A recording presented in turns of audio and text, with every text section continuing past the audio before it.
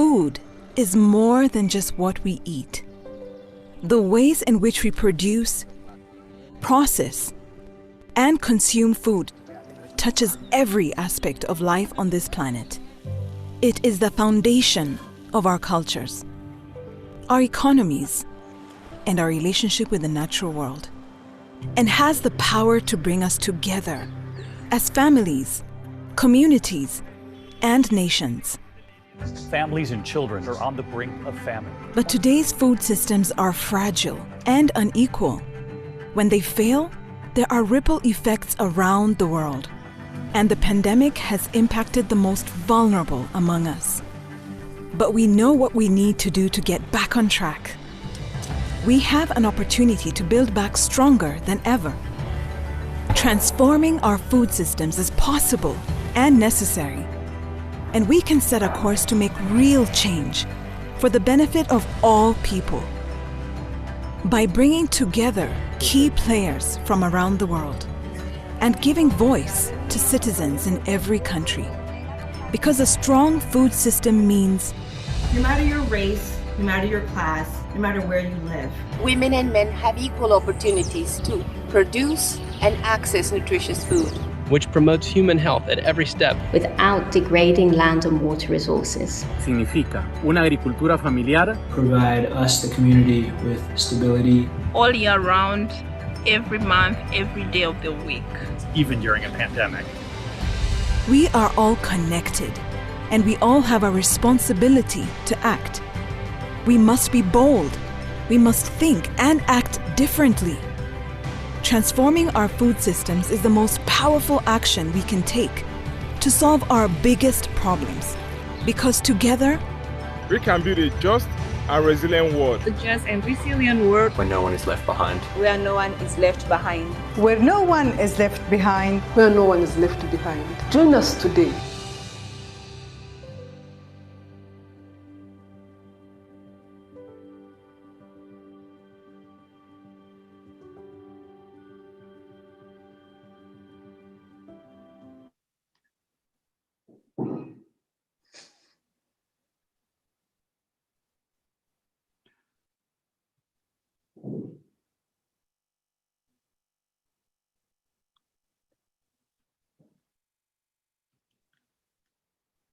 Okay. Hi, welcome everybody. I hope you've been enjoying the 24-hour global dialogue that we're hosting on World Food Day. My name is Katie Taft. I am with the UN Food Systems Summit, and I am absolutely so honored to be able to introduce this next session. It's a powerhouse of young people. They're smarter than me, they're better than me, they're way more passionate and active than me, than really any of us, and they're gonna really inspire us to join together with them and join a movement. So with that, I would like to turn it over to Mary Claire. Mary Claire? Wonderful, and also a great welcome from our side. Thank you so much, Katie, and also thank you so much for the Future Food Institute, who is supporting us with the technicalities, and we are so grateful to be here. Today's 50-minute session will be all about why young people in the youth climate movement need to address the food systems, because I don't think I have to mention, but the food systems are very crucial to solve the climate crisis, and of course the climate crisis has a huge effect on the food systems. That's why I'm very, very grateful that we have so many young people here who are dealing with the climate crisis and the food system. If you have any question in the live stream, you can post your question and the technical team will collect all the questions, and we are addressing it after around like 30 minutes after the youth speakers. So your questions will be taken into consideration.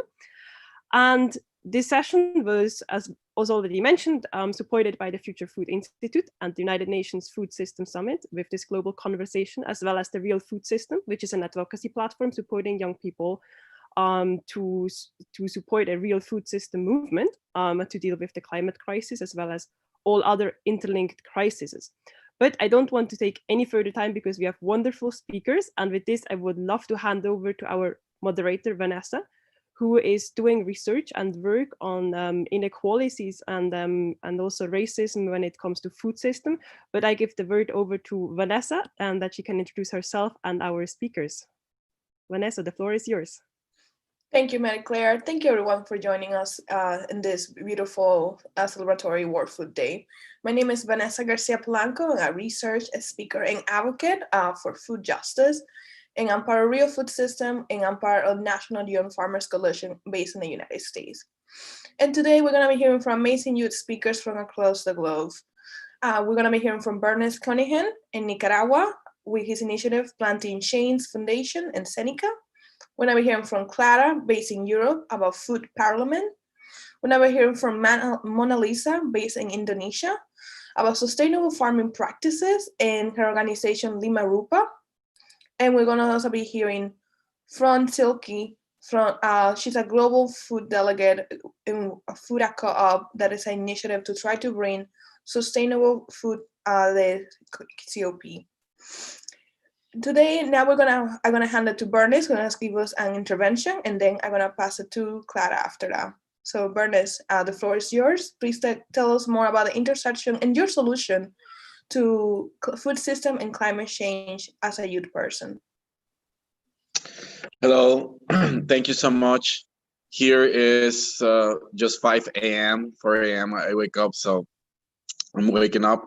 And thank everybody that organized this. I think one of the solutions for the food system is definitely organic agriculture. And this is one of the things that we have to push because it's one of the easiest solutions in the food system chain is just to change the transition into organic agriculture. And the Planting Change Foundation, we are currently working with communities. And the Latin America region, I could tell you that one of the biggest issues on the food system is water. We're not getting enough water. Communities are not getting water. So they're not even getting water to human consume. So they're not getting water for food system. I will say that the other important stuff that we are working on right now is on the creation of data with the schools. It's very important that the schools are involved in the construction of the new society and the new food system process. And it will definitely be very important that the students build leadership and work together.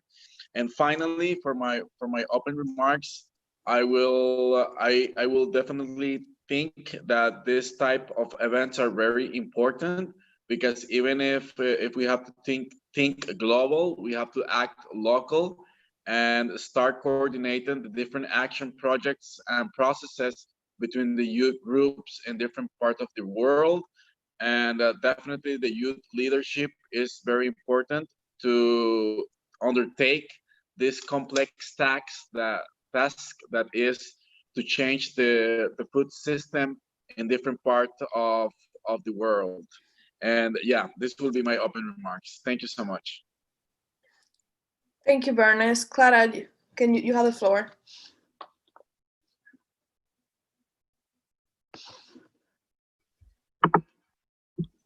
Sorry, hello. Hi, I'm Clara from Switzerland, and I'm member of the movement, which is called Landwirtschaft mit Zukunft, or Agriculture du Futur, which in English means something like agriculture with the future. And we arose out of the youth climate strike movement from about 1 year ago. And we dedicate our struggle to a social, a peasant and agroecological food system in Switzerland. So a little background to the situation in Switzerland. Switzerland is a quite small country with a very diverse landscape and characteristic mountain landscape, and where agriculture has always played an important role in the history of Switzerland. And that's why many people falsely believe that in Switzerland, agriculture and the food system is better than it is in reality.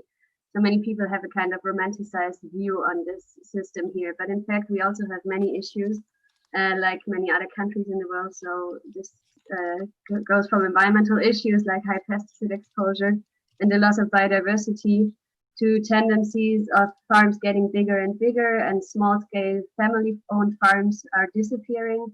In addition, we have high power imbalances between small-scale farmers and huge agribusinesses that are located in Switzerland. And also, we have the problem that our actual political system is not able to tackle all the problems we are facing today, because agriculture or the politics often works in sectors in Switzerland. So we have different sectors like agricultural policy, health policy, climate policy, which are in fact quite connected, but they don't work together. Yeah, so we as a young movement, we want to set a counterweight in this political landscape, and we want work to make Swiss politics act in a more holistic way. And our long-term goal is it to elaborate a common food policy for Switzerland. The first step on the way to this common food policy is the Food Parliament, which is the project I want to present today. And it's an alternative parliament which takes place this autumn, and it gives young actors from the entire food system a voice and the possibility to participate in the finding of new solutions. Yeah, and with this food parliament, we target young actors from the whole food system. So it's not just farmers, but it's farmers, producers, food processors, cooks, bakers, consumers, scientists, and actually everybody who's involved in the food system. And we want to bring these people together to work on new solutions and to start a new dialogue. And we're focusing on the young generation because we think that this young generation has a key role to play in shaping our future food system. So we have 100 young people that participate in this food parliament. And yeah, we are already in midst of the project. So we started with some preparation, webinars and events. These events are followed by the 4 main events of the food parliament. So we have 4 events, but instead of being in a city and discussing far away from practice, all these events take place on site in the food system. So we will be on farms, we will be in the vineyards, we will be, for example, in an old butchery, which is now transformed to a cultural center. Yeah, and there we will talk to experts and people that are dealing with issues in our food system every day. And then we will hopefully cultivate a new way of dialogue and finding solutions. Yeah, and then the food parliament will end in November with a closing event.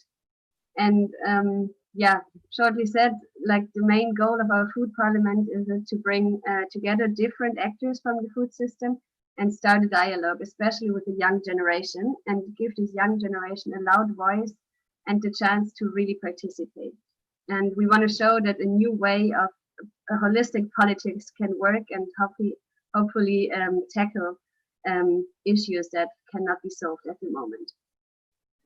Yeah, that was it for me. Thank you. Thank you, Clara. And now I'm going to pass it to Mona Lisa from Indonesia. Hi, everyone. So happy to meet all of you here. My name is Mona Lisa. I'm now in Indonesia. I lived in Central Kalimantan. That's a Borneo island.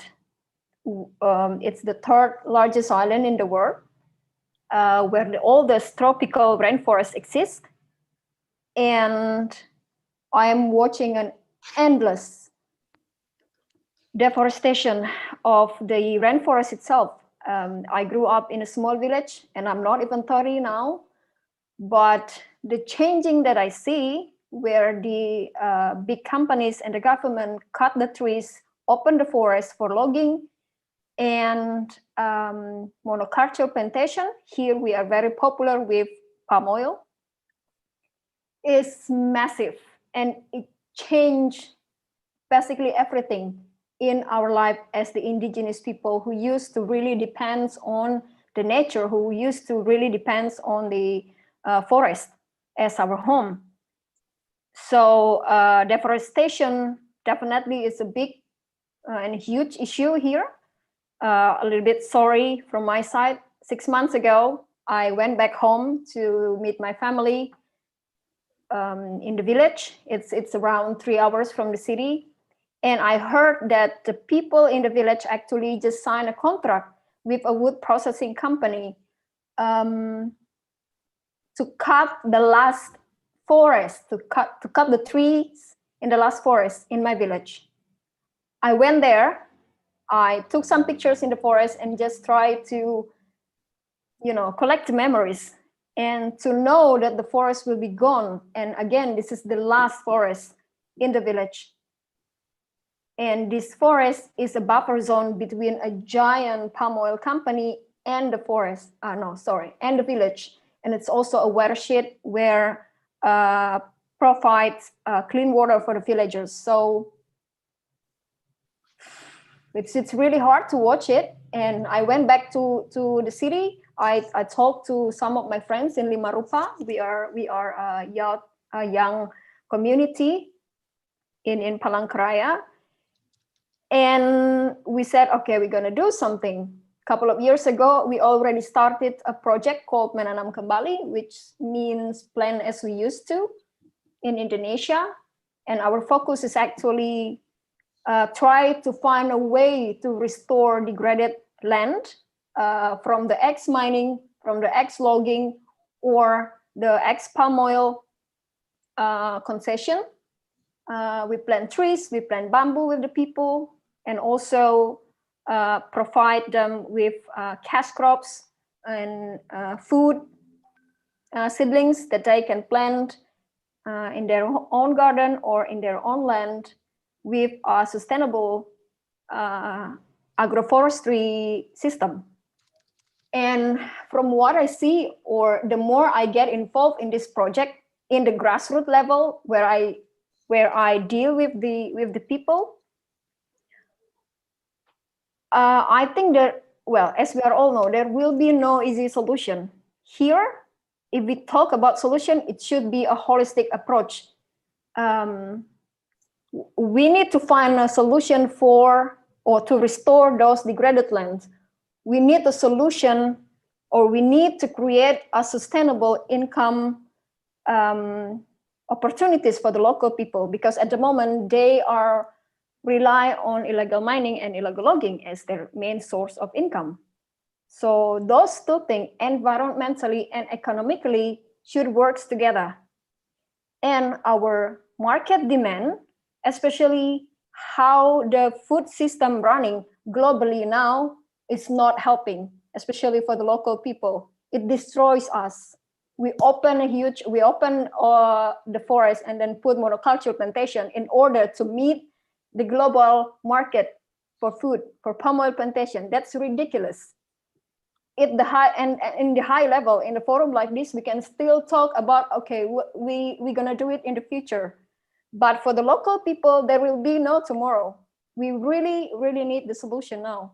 And we need more young people to talk about it and willing to take action to tackle the problems or to find solutions. That's all from my side. Thank you, guys. Bye-bye. Thank you, Mona Lisa. Now I'm gonna pass it to Silke, who's gonna tell us more about Food Co-op. Thank you, Vanessa, for giving me the word. My name is Silke Bölz. I'm from Germany and currently based in Geneva, and I'm the co-founder of the global youth-led campaign Food Co-op. What is the Food Co-op campaign?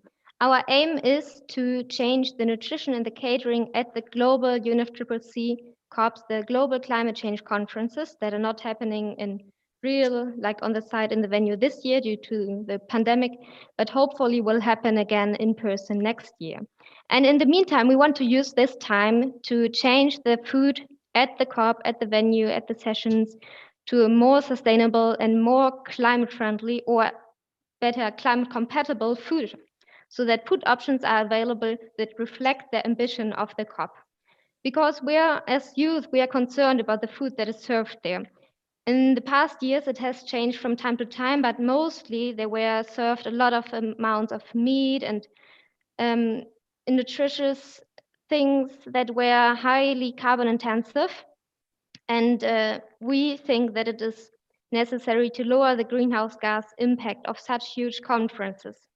because all those attendees traveling to the COP is already a huge impact. And of course, like, you can go by bus or by train, but that's not possible for everyone. But one thing that we can do is change the diets at the COP.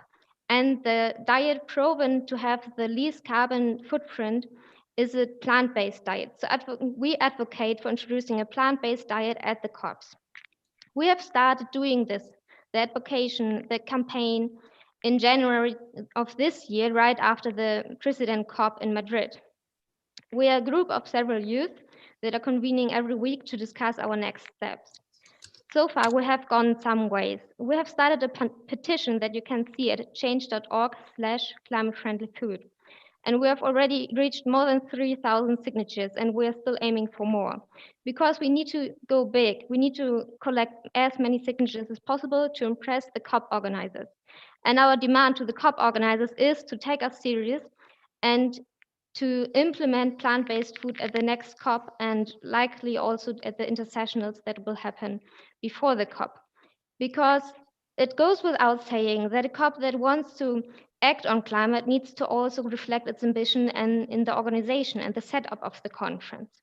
And moreover, plant-based food is not only more healthy in general because it involves more fruits and vegetables, also more inclusive because it excludes a lot of allergies and caters for religious needs in most cases. And in some cases can also be more affordable because like responsible sourced meat and dairy products will be more expensive than plants, for example. And I'm happy to discuss with you the questions in the Q&A session.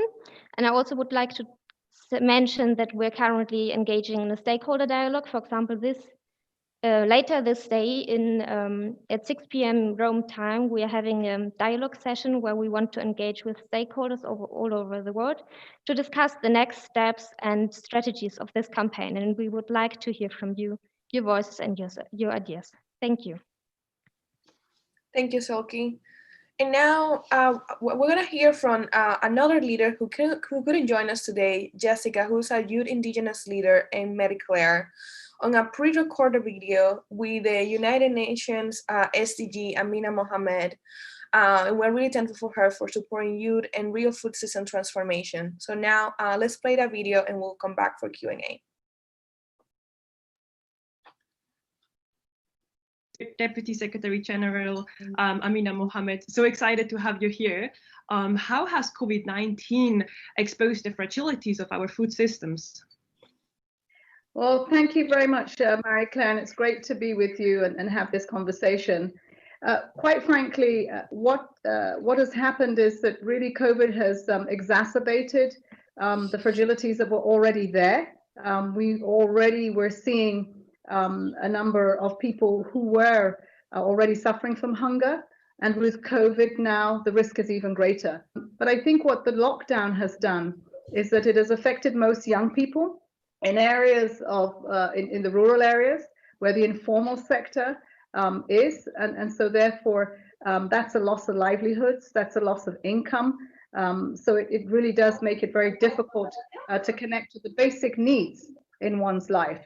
And therefore nutrition, hunger, all at risk and exacerbated. The disruption of the supply chains, which in turn impact the markets, that's also been across borders a very big challenge from COVID, again exacerbating those food chains from production all the way to market. In that disruption, we also see food becoming more expensive, and so therefore not as accessible, even where we have it. I would say last but certainly not least, the food loss and the waste will increase if you cannot get to where the production is to get it to market. And you know that that's a big discussion for us on the Food Systems Summit. Thank you so much. My name is Jessica Vega. I am indigenous people from Mixteco people. I am a current co-chair and the Global Indigenous Youth Caucus. My question is, the food is so much about everything in our lives, from culture to family. Tell me, how the food has shaped your life? Thank you very much, Jessica. Well, we come from regions where food is very much a part of our family and community life. It's a place of gathering. It's a place even in the preparation of that food. And for me in my country, this is very important in different ways. First, I have a country that's very diverse, and so therefore the food from one part of the country to another part it differs in terms of local customs and religion and traditions, and it's very rich. Thank you for sharing the big answer. It's I mean, I think that as we work across countries and regions, it is remarkable how much potential there is for indigenous food. But maybe I could ask you a question, both of you, how food influences your life. You know, Marie-Claire, you're from Switzerland, and Jessica, you're Mexico. So again, two different regions. It's important to talk about the food system, because in this current pandemic is the one big issues. And then this, as young indigenous person in the urban and rural context, I know that talking about the food is also talking about the land access to eat, agriculture, and the many forms production for food, but also it's fair consumption. Talk about the effects of the climate change, gender issues, also talk about the identity, because the food is part of the cultural identity. And this talking about the family and community, how can sharing the traditional knowledge and how this impact in the life is not only the passion for food system, it's also the urgency to talk about the human rights, and the food is the one of them. The food is the really impact in my life, because they give me my identity. My life story is part of my passion, but also my collective process. I know with that what happened in my territory and the other territories of the 7 regions where there are indigenous people are not only problems, because also be part of the solution of the traditional way of eating, also high nutrients and can even medicinal. So we urge the world to respect and promote them for the more sustainable and healthy food system. Thank you for sharing that. And Marie-Claire, how does this affect you? So I grew up in the countryside of Switzerland, surrounded by small farmers, and we also have our own community garden and fruit trees. So I really grew up in a sustainable and climate-friendly agriculture system. But then only later I realized that this is not normal. This is not how other farms are working, and this is not how our food is growing, very unfortunately. And people also didn't know what is local, what is seasonal. So I joined Real Food Systems movement, advocating together with young people from around the world for this urgent transformation towards climate-friendly, sustainable, and real food systems, because this is also the #1 solution to the climate crisis and as well the biodiversity crisis. So when we transform our food system, we can actually solve multiple crises, and this is what fascinates me a lot when we talk about food and the food systems. And this actually leads me to the last question we have for you, DSG, because you have been mentioning that this must not be just another conference, right? So this Food Systems Summit, what makes it different? Look, what makes it different is that we're focusing on people and solutions. I think we have science, we have frameworks, we have policy, and what we need to do is to connect to make the changes. And the process itself, for me, makes me believe that it will be different. For instance, on the action tracks that we have that are focused on the homework we will take away from the conference to do are co-chaired by young people as well. And I think that that's important, because you bring those solutions to the fore. So you're not just participating in the group, you're actually leading. And that's a difference that I think will augur well for us. This has been very exciting, and you really have engaged the imagination. Thank you, Jessica. Thank you, Kate. Thank you, Andy Shabo, for this time and for joining this conversation.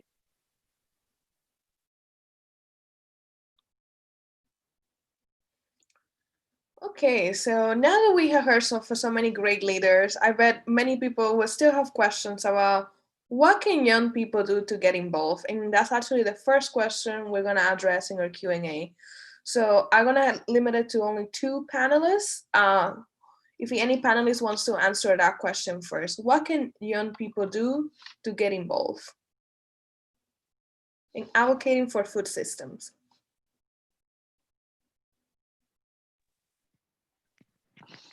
I can take the word. Like, of course, as I'm running a campaign, I would say youth can get involved by supporting us, either signing our petition, or if they are involved in an organization, we also have a sign-up form for organizations that it can then officially endorse our campaign. Currently, we have over 70 endorsing organizations, and of course, we're still aiming for more. And of course, also youth and people that still feel young can get involved, can get in touch with us and go to our stakeholder meeting this afternoon or this evening, depending on your time zone, in about 4.5 hours. And you can message food@cop@gmail.com to get in touch with us and sign the petition at change.org/climate-friendly-food. And moreover, you can also, like, if you have your own concern, no one hinders you in starting your own campaign. It's such a nice thing to do in a group of youth, other inspired youth, and we have gone a long way so far, but we also got some success. And we're still looking for stakeholders to get in touch with us, or people that have a say or have an opinion on the matter of food at COP. And you can get in touch with us in case you have the same opinion as we have, but also please do even more get in touch with us if you do not agree with us. We are more than happy to discuss with you your concerns, and then we can see where we can end up in a conversation, and maybe it's going to be a fruitful discussion, and we can have some new findings from there. That would be my answer to that question. Thank you. Thank you, Silke. And definitely we have a lot to learn from each other. So if any other youth leader wants to run a campaign, please reach out to each other so we can all learn from each other. Okay.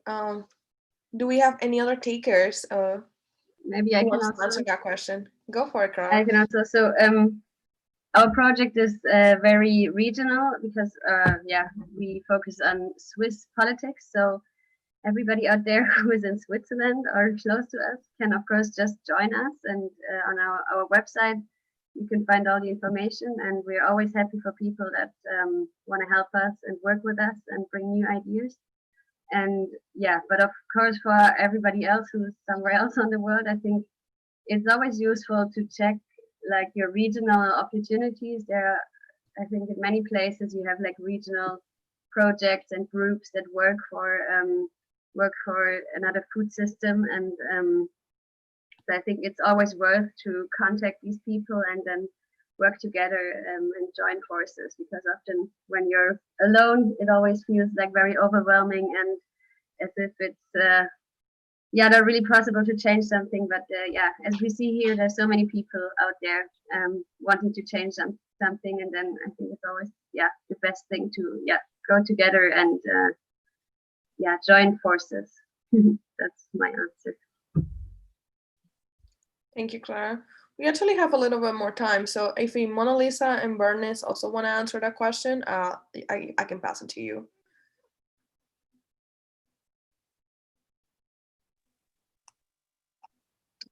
So I definitely think that youths are very important to achieve these goals, that is to change the food system.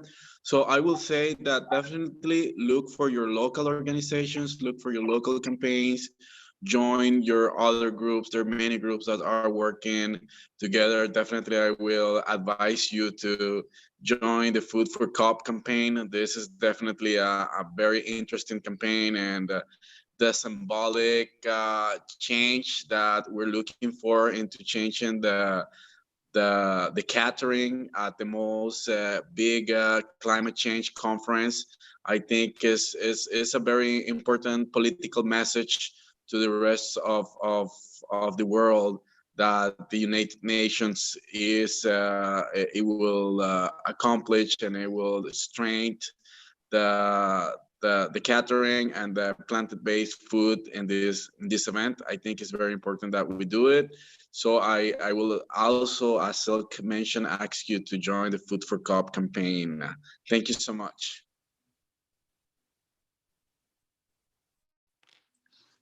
Thank you, Bernice. Mona Lisa, you have something to add?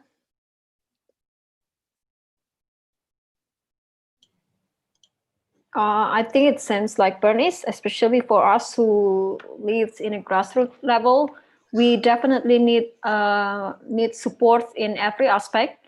We need young people who can talk about public policy, who can talk about economy, who can talk about agriculture system and all of that stuff. So I think we need to encourage these young people by creating a space. And for example, with what we are doing in real food system, that's a really good example, I think, where young people can involve and try to figure out what they can do.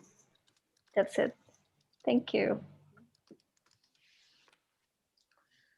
Awesome. Thank you, everyone. So we had a question about how young people can penetrate the United Nations Food System Summit. Like, how can youth leaders like you, like me, all around the world can get involved in preparation on the Food System Summit? So I would like to pass it to Lana, who is actually one of the youth co-chair tracks. And she can tell us more about what is something that she can say about what is an opportunity that people like you in different campaigns around the world and people watching us can get involved in the Food System Summit. Lana. Hello, my name is Lana Wagener, and I am the Youth Vice Chair of Action Track 2 with the UN Food Systems Summit, which is shifting to sustainable consumption patterns. So for anyone who does not know already, the UN Food Systems Summit already has young people involved in vital positions throughout the structure. Every action track has a co-vice chair, which is a young person. And also there are amazing youth leaders who are already involved in the Champions Network, who are champions for the UN Food Systems Summit. Great ways that people can get involved are by becoming a food systems, a food hero. And the UN Food Systems Summit website is already live where you can sign up to become a food hero. So that is a great way to get started. And also if anyone is particularly interested in Action Track 2, that is an open opportunity where anyone can reach out to me.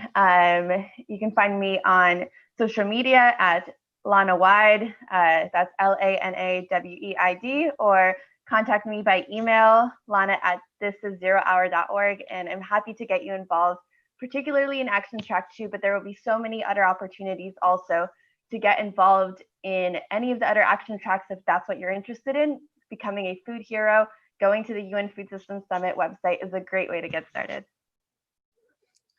Thank you, Lana. And I just want to echo there's also regional opportunities. I'm one of the regional focal points supporting the United Nations Youth and Children group. So there are always regional opportunities to connect and start doing the work in preparation for the Food System Summit and getting involved before. Because today is actually starting the summit like a year ahead in preparation, because it's not a one-time event. It's a series of events and opportunities to engage and discuss our food system. So I just want to remind everyone. We have one more question, and it's actually related to Clara. So it's a great question as about how we think about how young people can get involved in food system governance. So how will you link the food parliament to the agricultural policy discussions in the Swiss National Parliament? Yeah, that's a very good question. So in Switzerland, the agricultural policy is discussed every 4 years. Oh, wait a second. I'm sorry. So in Switzerland, agricultural politics is discussed decided new every 4 years. And actually this autumn, this agricultural politics should have been determined anew. It would have been in November. And so our for the food parliament, we choose a quite symbolic date, which would have been directly before this official agricultural policy would have been discussed in the real parliament. We wanted to do the food parliament. But actually now there's much going on in Swiss politics, and this the discussion of the agricultural policy has been postponed, which means that now this symbolic date is not that symbolic anymore. But actually we don't think that this food parliament will have a direct impact on the actual politics, agricultural policy right now, but we more want to show in a symbolic way that that we are interested in the topic, and that we want to give other people that should also have a right to say in all this conversation a voice. And so it's more of a long-term effect, I would say. So we don't want to have an effect on this agricultural policy, but more on the long-term goal. And to maybe, for example, it would be really cool if like food parliaments for young people would be implemented in the official political process. Well, thank you for sharing, Clara. I know it's a interesting time and a different time to be doing advocacy. Yeah. So now I want to actually have a question for Silke, and my question is, can you tell us more about like how do you balance like running and like an international campaign for an international event, and also keeping in mind like consumption patterns and like being respectful to different cultures? Thank you for that question, Vanessa. Yeah, indeed, I would like to clarify that with this campaign, we only ask for plant-based food at the venue. We're not asking anyone to change for his or her whole life to plant-based food. No, we're just aiming to lower the greenhouse gas impact of the conference and also have a symbolic statement that reflects the ambition of the conference. If we're talking climate action, we also need to take and show climate action. But of course, every delegate would be allowed to bring his or her own food to the venue if he or she wishes to do so. Like, for example, people that only eat plant-based food these days, they do that as well, because right now there's not enough plant-based food at the venue, so they bring their own food. So we just turn it around so that plant-based food will be available for everyone, and everyone else who needs something additional is of course allowed to bring something to the venue or buy it outside. That's okay. And also delegates, of course, are not for the whole 24 hours at the venue. So probably they would eat their breakfast in the hotel or in another form of accommodation, and have their dinner in a restaurant or at their host's place. So they are, of course, as well, they are free to choose what to eat. So it's just about those hours that you spend at the venue and those snacks and meals that you would take there. And I think COPs and the climate change conferences, they're usually attended by people that are really much into the climate action topic, and they should know about the impacts of food on the climate. And if they don't know yet, because maybe the information is not everywhere, then in case, like hopefully plant-based food options will be included in the venue, it needs to go along with a huge communication campaign as well, so that everyone knows what are the benefits of plant-based food, why is it healthy if you take enough consideration of the composition of your food, and what are the reasons to make a COP plant-based. And if it's accompanied by a good communication campaign, then I think that we won't have so many opponents to that. And also, for example, as I said, we are in stakeholder discussions. Last week, we had a conversation with some indigenous partners, and they, for example, said that like in their local territory, they are like consuming wild meat or meat they can source themselves. It's of course okay, and we don't want to change that. But they also said that industrial meat production is largely involving land grabbing, for example, to their territory. And that land grabbing then is deteriorating their food sources. So they also said, or those persons that we spoke to, of course, they don't represent like the all the indigenous community, I assume. But that person that we spoke to said that they are okay with our campaign and they would like to support it. And as I can just only reiterate that we're open to discussions and open to exchange of thoughts, and please contact us. And also if some COP organizers are happening to listen, you can also please get in touch with us or react to our messages. And then we're happy to find compromises or to improve some cooperation. Thank you. Thank you, Silke. Now I want to welcome all our speakers and our co-hosts as well.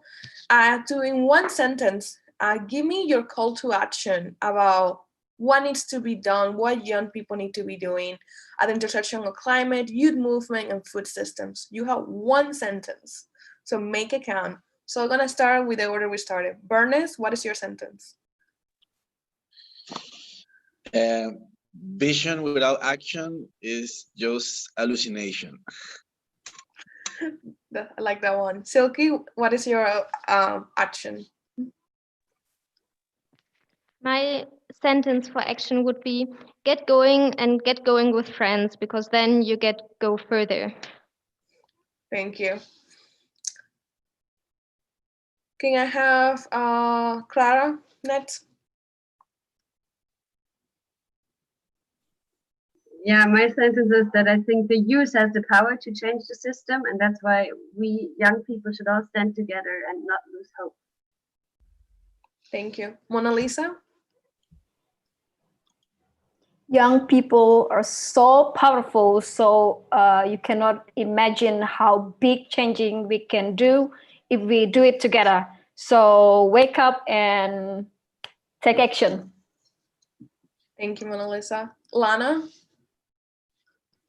Don't just support a little bit of equitable, just, sustainable food. Intentionally move support away from unhealthy, unsustainable food, because youth need you to be bold and take large-scale action. Thank you. Pramisha?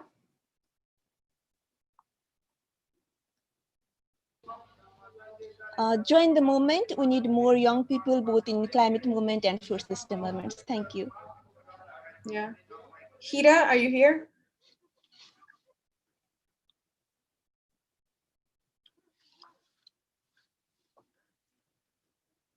Hira, one more time. We cannot hear you.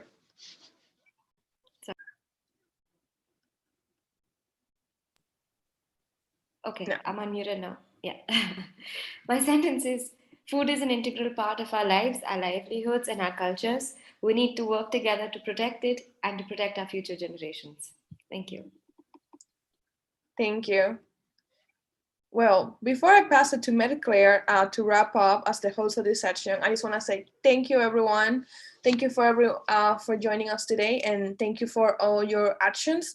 And if I had to leave you with something, is sometimes we feel like what we're doing is just a little bit, but when we put it all together, like in groups like this and in conversations in spaces like this, it's actually a really big deal, and it's actually making a difference. And this is how we support each other, by continuing to inspiring each other.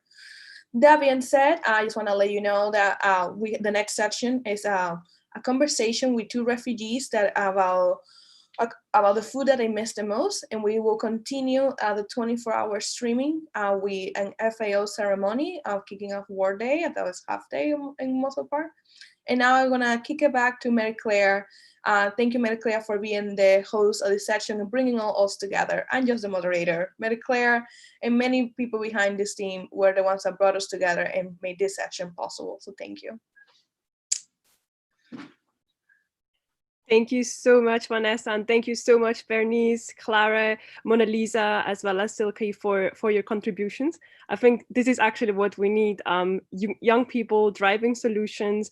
And I think now the most important part is that we can grow this movement of young people who are driving solutions. And I think this is the perfect place where actually the Food System Summit is coming in, because the Food System Summit is all about people. It's a people summit. And yeah, this is where we are. We already heard some of the opportunities we can engage. Also, I think since yesterday, actually, the Food System Summit website is online, and there you can also subscribe to become a food systems hero or a heroine, and yeah, further engage.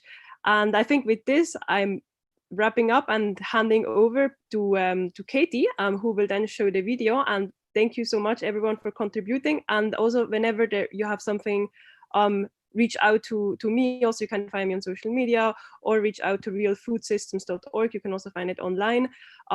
If you want to become part of the movement, we are open to any young person and also a little bit elderly person around the planet. So please do reach out to us, that we can join and grow this movement for a real food systems transformation. Over to you, Katie. Thanks, Claire, and thanks to all of you. What a great session. I love your sincerity, and I love how you want more people to get involved, and we do too at the summit. We're going to crowd in as many people as we can, and we definitely want young people. This is going to be your summit. So infiltrate it, penetrate it. We welcome it. So please sign up and become a part of it. Thanks, everyone.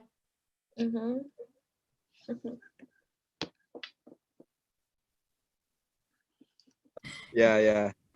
Okay, so we are live. Welcome to the WFP chat around the food systems within the Global Summit. My name is Eleonora. I am live from Rome, Italy, and I am part of WFP Storytellers, a citizen journalism project within the World Food Program that trains refugees and the people we serve every day to empower them to share their story and drive change. So today I'm with Malish James, live from the Bidi settlement in Uganda, and Yasser, live from Iraq. So thank you both for joining us and joining the celebration around World Food Day. When the war broke out, I was in Juba. It was hard, and actually deep in the city, the whole city was just shut down. There was no market, and soldiers were all around the town, and people were starving. People could have little money, but with that money you cannot purchase something because market was closed. Nobody was able to go in the market and buy food until you see some children getting malnourished because of hunger. So that's how people starve. These are the things I can remember back in South Sudan before I came here. So it was hard for me to reach my family in the side of Ye. So what the decision I took was just now to connect. We communicated. I told them to cross to Uganda through border of Kaya, and me, I'm crossing through Nimule. That's the road coming from Juba to Uganda. So we communicated, and then I was the first person to reach here in Uganda. On my way, when I was coming, I really saw a lot of mess. Across the roadside, you can get some dead bodies, burned vehicles. You can get a small town by the roadside, but only houses were left, no human being. Then you just realize there's something wrong. People were not on the roadside. We moved like 80 miles. You can't get anyone on the way. Houses were burned, homes were just empty. And when we reached at the border, we crossed the border of Uganda and South Sudan. When entering in Uganda, you realize that you're already in a safer place, because in your home you feel like you are really threatened. You are not at your home. So when we came in Uganda, the WFP was able to welcome us on the border by giving us food. They first hurry and give us some biscuits. When we were hungry, they gave us some biscuits. We ate. We gained some energy. After that, then they put us in a vehicle. They drove us up to Bidi. We reached up to Bidi here. In the first day, they gave us ready cooked food. People were just around supplying food. And after the ready cooked food, and then they gave us some now maize, and not maize actually, it was a ready flour, which is grinded readily with some beans, oil, salt, all those things. Soaps were given. Then they give some non-food materials that will construct for us some shelter that we live in. So that's how the life is started in the camp. But after suffering, after starvation back from South Sudan, I just want to say war is something that can cause everyone to face hunger. And when we came here, we stayed. Now, let me say, I've stayed like for 4 years now here in Bidi. We do eat the food that WFP is giving, but we still miss some of our local dish that we used to eat back in South Sudan, especially there's a sauce we call perinda.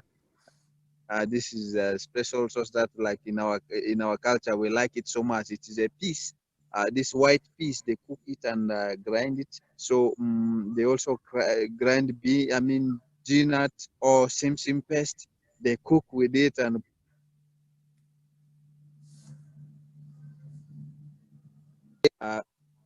these are the sauce that we like so much in our place. But here, when I came in, this place here is not favorable for agriculture, though we are trying to dig some other things, but we are not able to get it like the way we are getting back in South Sudan. So this is the dish that I really missed so much back from South Sudan. So I think thank you so much. Yosa, can I get to know from you? I don't know how you enjoyed your place. So, Malish, before you finish, I have a question just to enforce the link between hunger and conflict. When you were speaking about the war in South Sudan and when you fled and how you sought help in WFP and what was the situation before in South Sudan? How would you provide food for yourself and what was the cost of food back there? Do you remember? Okay, yeah, I can remember.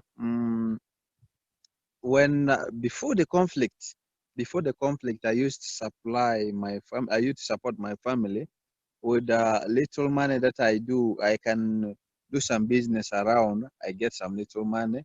I could buy 50 kilogram of flour and maybe 25 kilogram of beans or other things I support my family with. But when the crisis started, every price of everything just rises higher. That 50 kgs, I could not manage to buy it anymore because the rate of the price in the market has risen higher, and a way of getting money, it was now hard. That's how conflict faces people to suffer. Thank you for sharing. So, Yasser, up to you. First thing, I'm sorry to hear that, Malish. You know that we love Sudan too much, and we're brother at the end. We're all human. We are so sorry for what you faced, you and your people, your family, and all the people that you love. And I hope the situation get better soon, so you can go back there and like live and try all the food that you mentioned before. For us, like the first when the problems start in Syria and the first when the war started,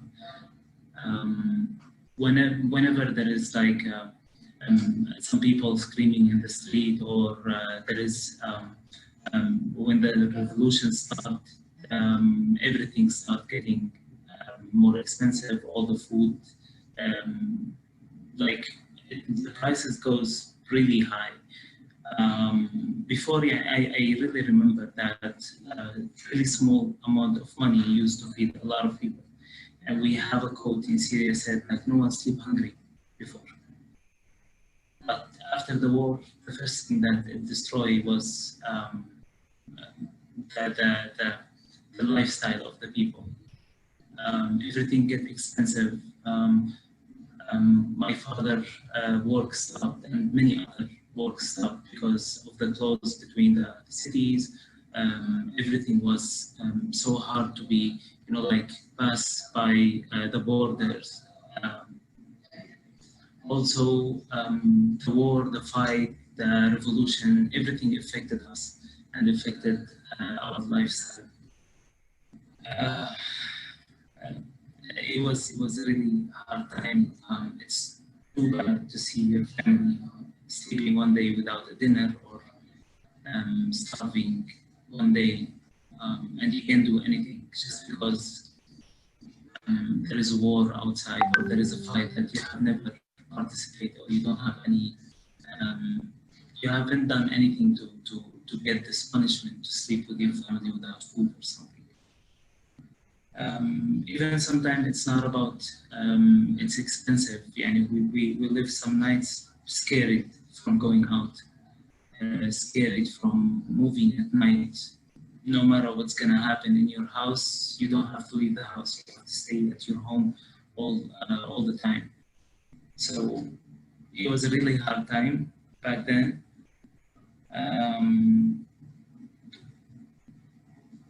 I miss a lot of type of food that we used to have, like sweets, and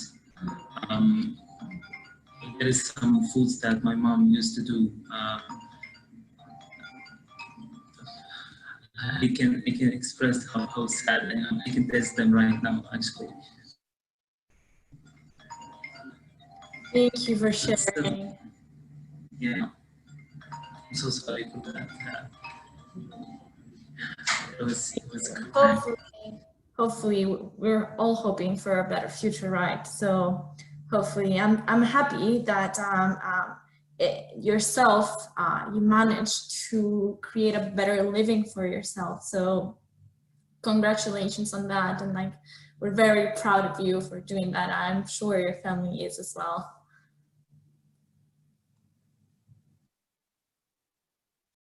Thank you. Thank you.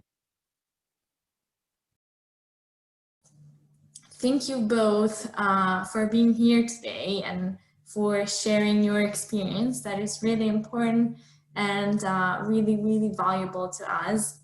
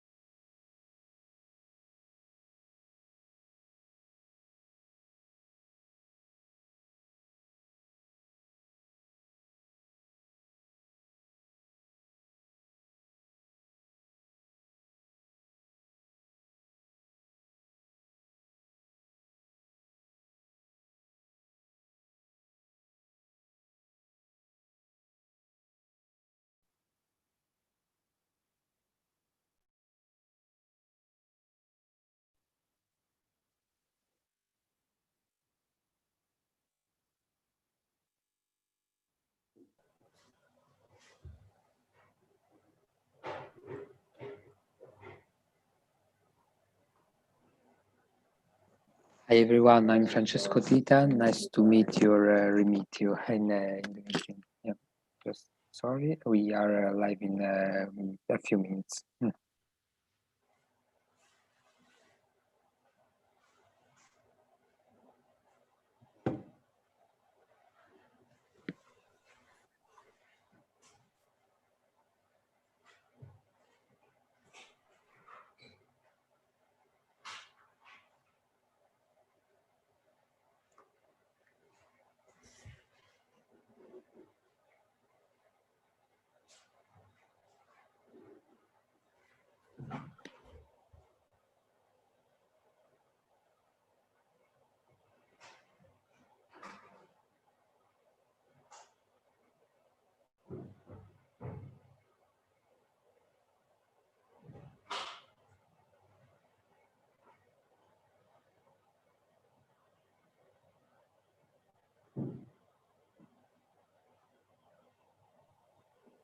Okay.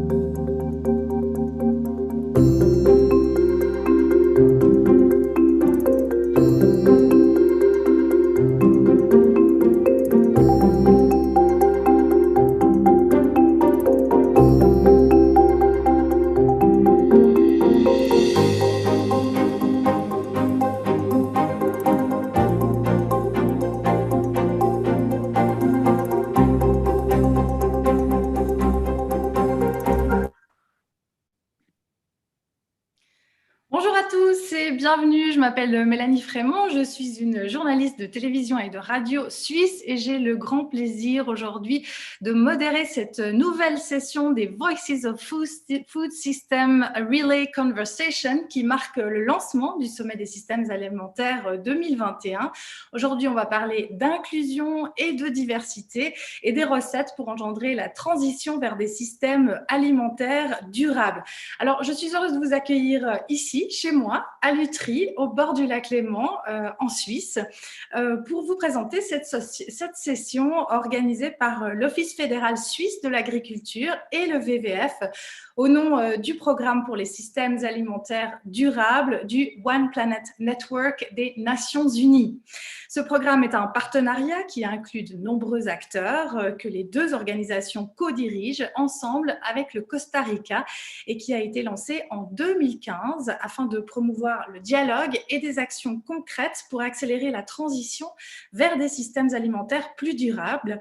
Car comme vous l'avez vu dans le film d'introduction, toutes les parties de nos systèmes alimentaires sont interdépendantes, ce qui veut dire que nous sommes tous connectés, nous avons tous un rôle à jouer et tous les acteurs du système doivent être pris en compte pour changer les choses. L'inclusion est donc de ce fait un terme capital ainsi que la diversité proposée.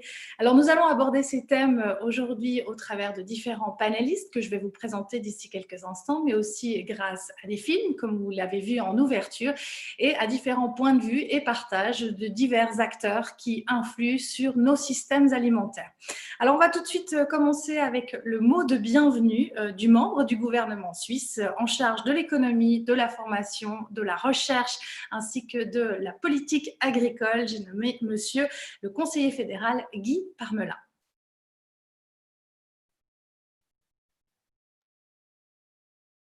Bienvenue et bonne journée mondiale de l'alimentation à toutes et à tous. C'est un honneur de lancer le 20e relais de notre course d'estafette de 24 heures à travers le monde, la première manifestation de sensibilisation globale sur le sommet 2021 des Nations Unies sur les systèmes alimentaires durables. Je remercie Agnès Kalibata et toute son équipe pour cette initiative. La Suisse a tout de suite répondu à l'appel d'Antonio Gutiérrez, le secrétaire général des Nations Unies, d'organiser un sommet mondial sur les systèmes alimentaires en 2021. Le sommet 2021 doit être l'accélérateur au niveau international de la transformation des systèmes alimentaires mondiaux pour concrétiser cette vision dans la mise en œuvre de l'agenda 2030. Notre vision pour 2030, une alimentation suffisante, durable et saine pour toutes et tous. La crise de la Covid-19 nous a encore confirmé l'importance de la transformation vers des systèmes alimentaires durables et inclusifs. Les agricultrices et agriculteurs jouent un rôle clé, mais ils ne peuvent épauler seuls le changement. Le secteur privé et les consommatrices et les consommateurs, nous tous, jouent aussi un rôle central. Les mentalités des acteurs économiques de la chaîne alimentaire doivent radicalement changer pour promouvoir de nouveaux modèles d'entreprise basés sur la transparence et la vérité des coûts, qui garantissent en particulier la compétitivité des approches durables ainsi que des revenus justes et équitables aux productrices et producteurs. Ceci m'amène sur 2 points qui me tiennent particulièrement à cœur. Premièrement, les investissements.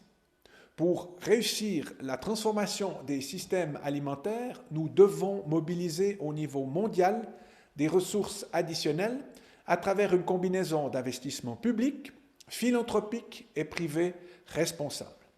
Ceci est un des enjeux centraux du sommet et la Suisse a insisté sur ce point cette année au G20 et au WEF. Deuxièmement, les jeunes. Nous devons amener davantage de jeunes femmes et de jeunes hommes à se lancer dans l'agriculture.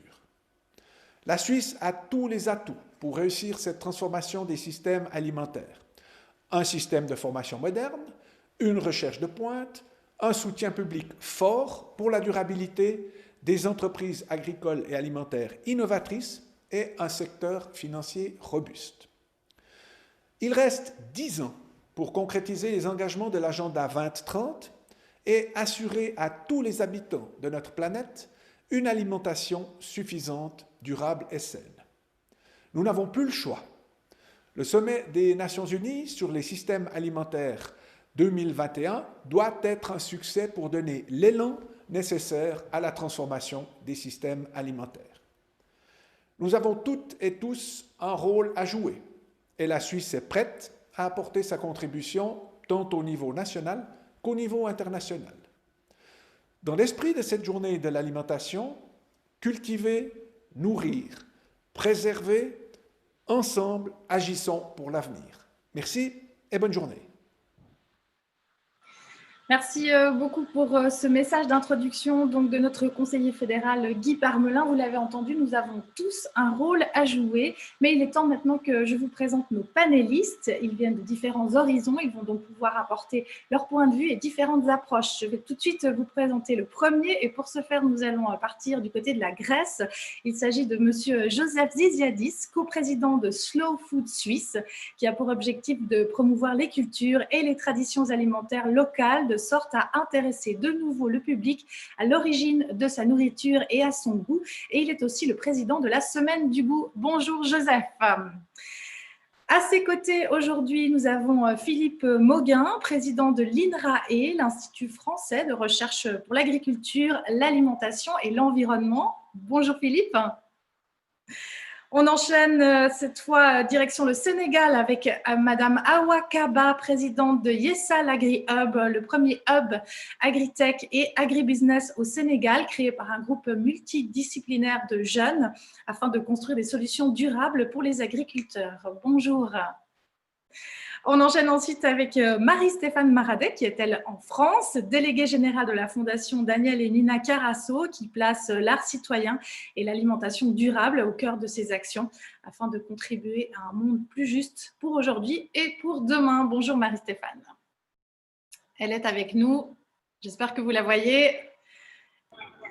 Ensuite, nous continuons avec Guylaine Weder, responsable du service économie et relations internationales chez Nestlé, qui est donc une multinationale suisse, faut-il encore la présenter, et l'un des principaux acteurs de l'industrie agroalimentaire mondiale. Ce sont donc nos panélistes aujourd'hui, ces différentes personnes qui vont s'exprimer tout au long de cette session.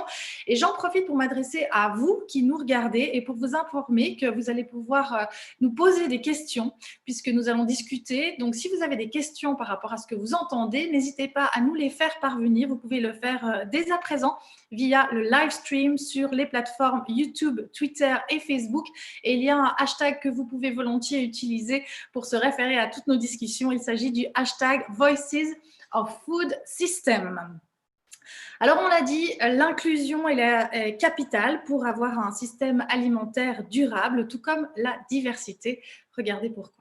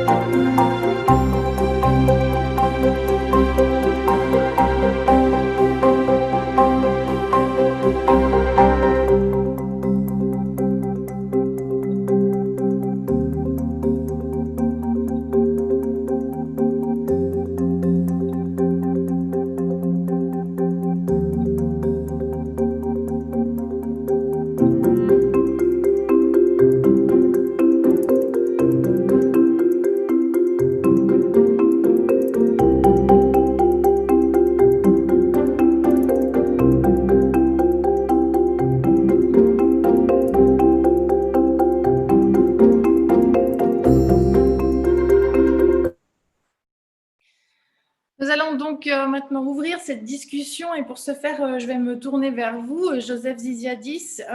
On l'a dit, vous êtes coprésident de Slow Food Suite et qui met en exergue les incidences de nos choix alimentaires quotidiens sur les modes de production et en conséquence sur notre écosystème.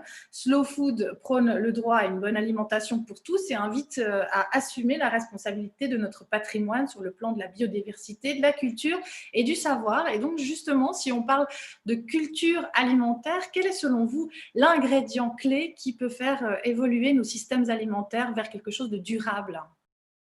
Ouvrez bien votre micro, Joseph, pour qu'on puisse vous entendre. Alors Joseph, on ne vous entend pas. Il faut ouvrir votre micro. Vous êtes sur mute. Juste appuyez normalement sur le petit micro et on devrait vous entendre. Vous m'entendez? Ah, voilà, c'est beaucoup mieux, oui. Ah, très bien. Je vous écoute. Un des éléments essentiels qui me paraît important, c'est qu'il faut, avec l'industrialisation de la nourriture qu'on a connue ces décennies récentes, au fond, le lien entre mangeurs et producteurs de la nourriture au quotidien a été complètement cassé et distendu. L'industrialisation de la nourriture a fait de nous des simples consommateurs. Nous, on n'est pas des consommateurs, on est des mangeurs. Et des mangeurs, ça veut dire que nous sommes des mangeurs exigeants. Et aujourd'hui, le fait qu'il y a une standardisation de la nourriture, qu'il y a petit à petit une disparition de toute une série de traditions culinaires, sans parler des produits qui disparaissent les uns après les autres sur l'ensemble de la planète, il y a la nécessité de redonner du pouvoir aux mangeurs. Et ce pouvoir aux mangeurs ne pourra se faire que si nous avons des liens très étroits avec ceux qui produisent la nourriture au quotidien.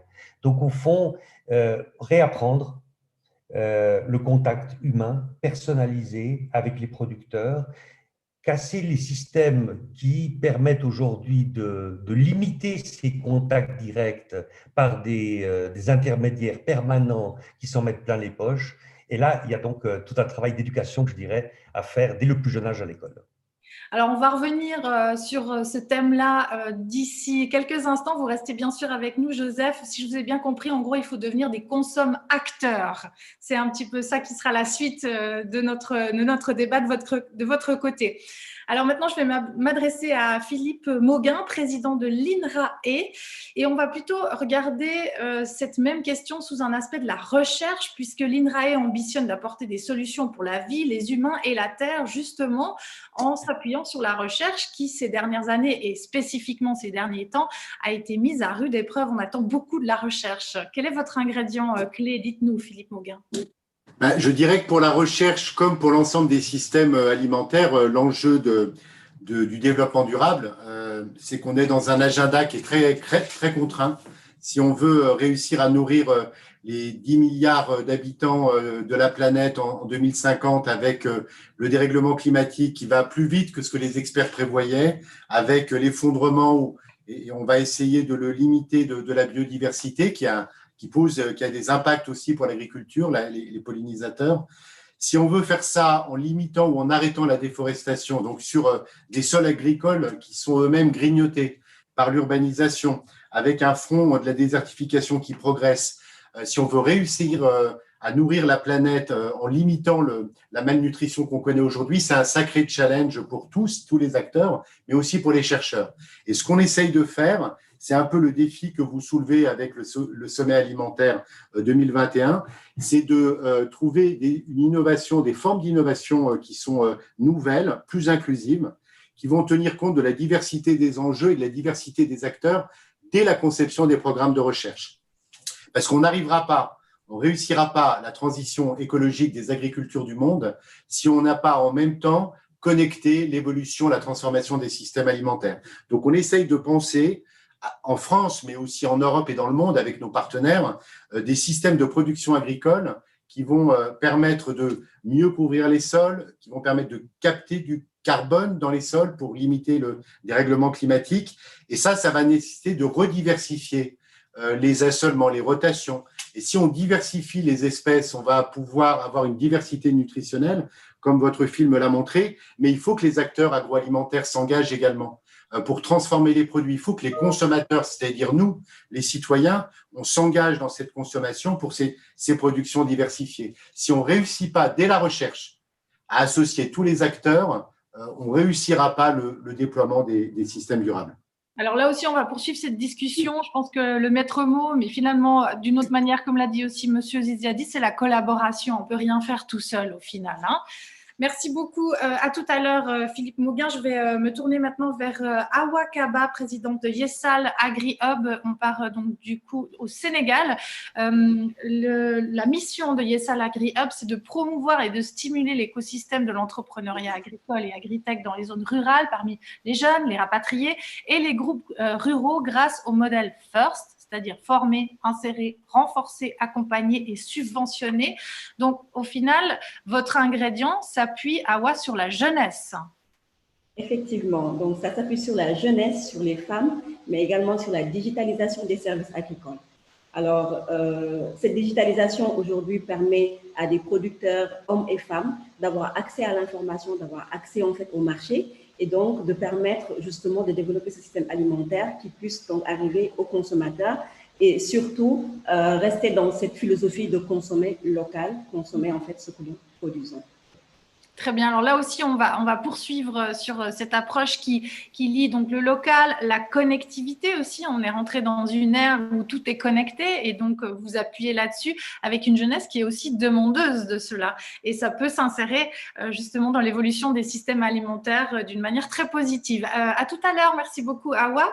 Je me tourne maintenant vers Marie-Stéphane Maradet, déléguée générale de l'association Carasso, qui est donc une fondation familiale indépendante qui, depuis plus de 10 ans, a centré son action sur la transition agricole et alimentaire, principalement en France et en Espagne, avec près de 40 millions d'euros distribués en 10 ans. Marie-Stéphane, quel est pour vous cet ingrédient clé de la transformation durable des systèmes alimentaires sous l'angle associatif, si je puis dire ? Alors, ce sera surtout sous l'angle fondatif, si je puis dire, et de bailleur, hein, puisque nous sommes une fondation distributive, et je vais abonder dans le sens de Joseph et de Philippe, puisque effectivement l'ingrédient clé de cette transformation et particulièrement d'accélération de cette transformation, c'est véritablement d'associer les bénéficiaires de nos financements à la conception même de nos programmes visant la transition. Nous œuvrons beaucoup à la fondation à l'échelle des territoires et nous développons des programmes d'accompagnement vers cette transition alimentaire en donnant un cadre finalement assez général qui ensuite est finalisé en fonction des capacités des territoires et surtout de leurs besoins.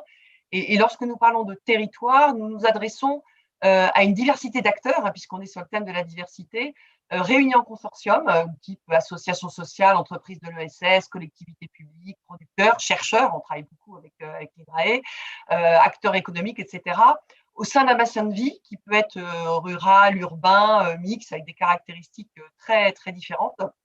Et l'idée, véritablement, c'est de ne pas avoir une réponse uniformisée, mais vraiment de partir, d'être à l'écoute et de partir des besoins des territoires. Donc, ce serait ça l'ingrédient clé. Et on revient aux questions de collaboration, bien évidemment. Voilà, c'est ça. Et donc d'inclure tous les acteurs et d'avoir plusieurs aspects qui entrent en compte de ce fait. Merci beaucoup Marie-Stéphane. À tout à l'heure pour approfondir encore cette question. Je me tourne maintenant vers notre dernière panéliste qui est Guylaine Weder, qui est responsable service économie et relations internationales pour Nestlé. Donc là, on se tourne vraiment vers une multinationale et cet aspect-là peut-être qui sera souligné. De votre côté, Guylaine Weder, quel est cet ingrédient selon vous qui peut faire évoluer les choses? Est-ce que vous avez le même point de vue que les autres intervenants qui ont parlé jusqu'ici? Oui, alors absolument, je dois dire de mon côté, je crois que le mot qui a vraiment été évoqué, puis c'est le mot que je voulais utiliser comme ingrédient clé aujourd'hui, c'est la collaboration. Et donc pour nous, moi je vois de la chose la façon suivante, le marché mondial de l'alimentation est extrêmement fragmenté. Il y a énormément d'acteurs, il y a des réalités, des contextes très différents, tout partout dans le monde.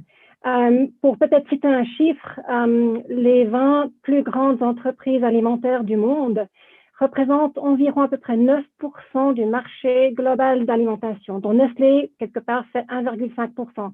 Donc, ça montre quelque part qu'il y a quand même une fragmentation. Donc, pour vraiment faire un changement systémique, si on veut, il faut absolument qu'il y ait de la collaboration. Donc, nous, on veut faire des choses, on peut faire des choses, on est en train de faire des choses, mais on a besoin de collaborer pour atteindre ce système durable. Même si vous êtes une multinationale, vous avez besoin aussi de collaborer avec les plus petits, en fait. Oui, avec tout le monde, avec tous les acteurs du système, tous. Les agriculteurs, les producteurs, on dépend d'eux quelque part, les consommateurs, etc. Donc, tous. Très bien, on vous retrouve tout à l'heure aussi. Merci beaucoup pour ce point de vue, Guylaine Veder. Maintenant, je vais retourner à nouveau vers vous, Joseph Ziziadis, donc retour en Grèce. On parlait donc de promouvoir la culture alimentaire comme base de transition. Alors, comment est-ce qu'en fait, on peut mettre cela en application concrètement? Comment est-ce qu'on peut devenir des consommateurs? Alors, c'est vrai qu'il y a des actes quotidiens, je dirais presque des habitudes au quotidien à prendre par rapport à la nourriture, la saisonnalité, la question de la proximité, bien évidemment. Mais de manière plus générale, on ne peut pas s'empêcher de penser qu'il faut des interventions politiques, parce que les actes personnels sont bien intéressants, ils permettent de tenir le coup par rapport à des pans entiers aujourd'hui de notre culture alimentaire qui sont en train de disparaître, mais malgré tout, on ne pourra pas s'empêcher à ce qu'il y ait des volontés politiques au niveau international, mondial, qui soient prises.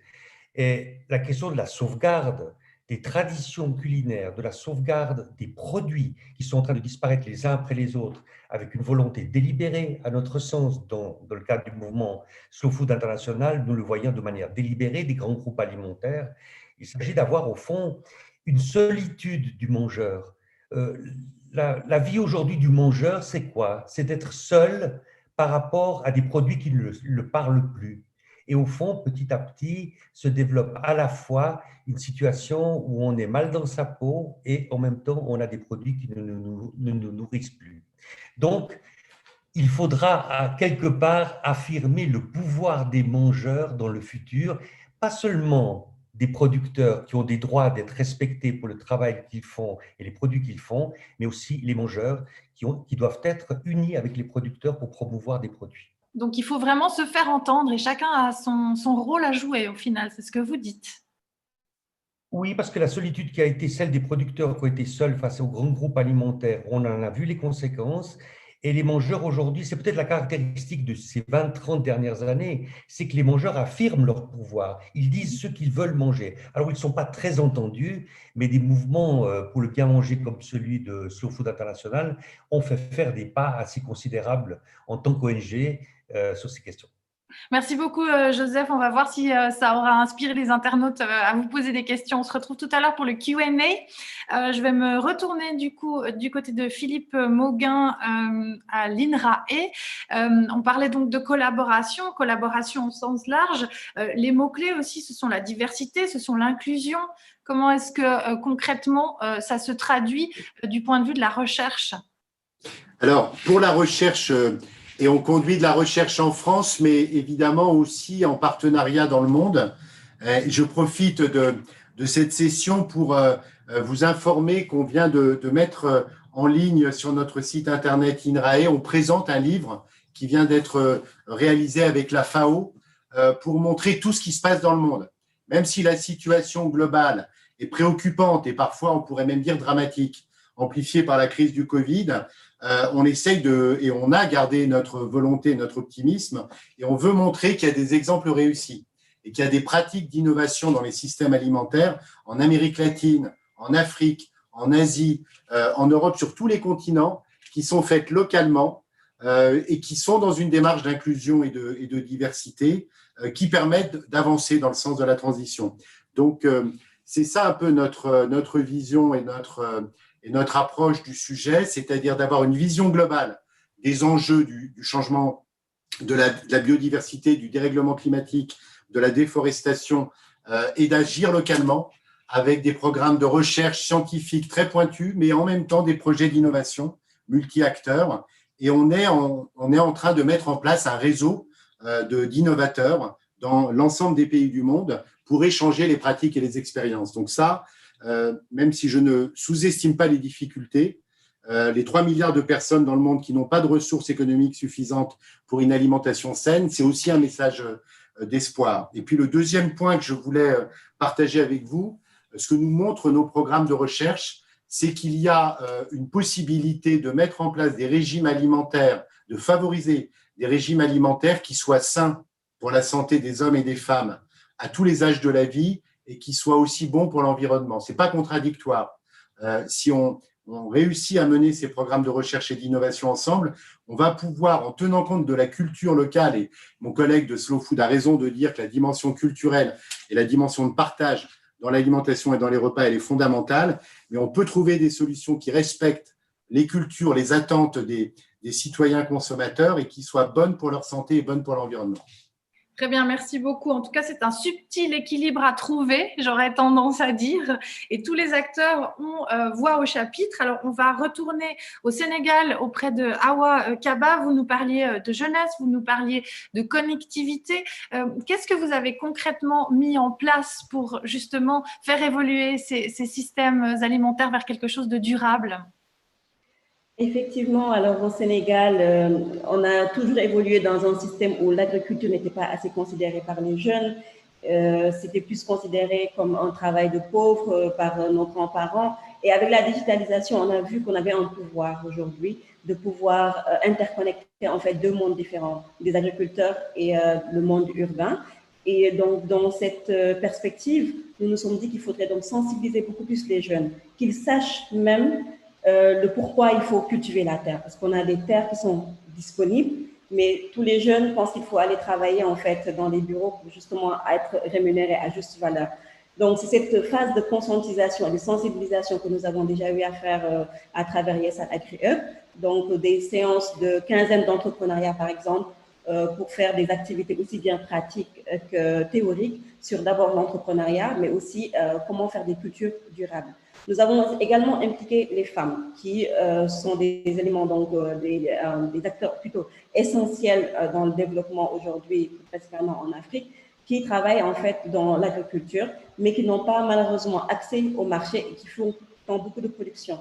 Et c'est par la mise en place en fait d'applications e-commerce, par exemple, d'applications web et mobiles, pour pouvoir leur permettre d'avoir accès au marché. C'est également en fait permettre aux jeunes d'avoir accès à tout ce qui est chaîne de valeur agricole, où est-ce qu'il faut produire, quelles sont les rentabilités pour justement commencer à faire de l'entrepreneuriat. Donc, c'est mettre à la disposition des jeunes et des femmes des outils et aussi de l'apprentissage, de la connaissance pour pouvoir donc se lancer dans l'entrepreneuriat, ou permettre à ceux qui avaient déjà commencé de pouvoir donc booster leur travail à travers donc la digitalisation des services agricoles.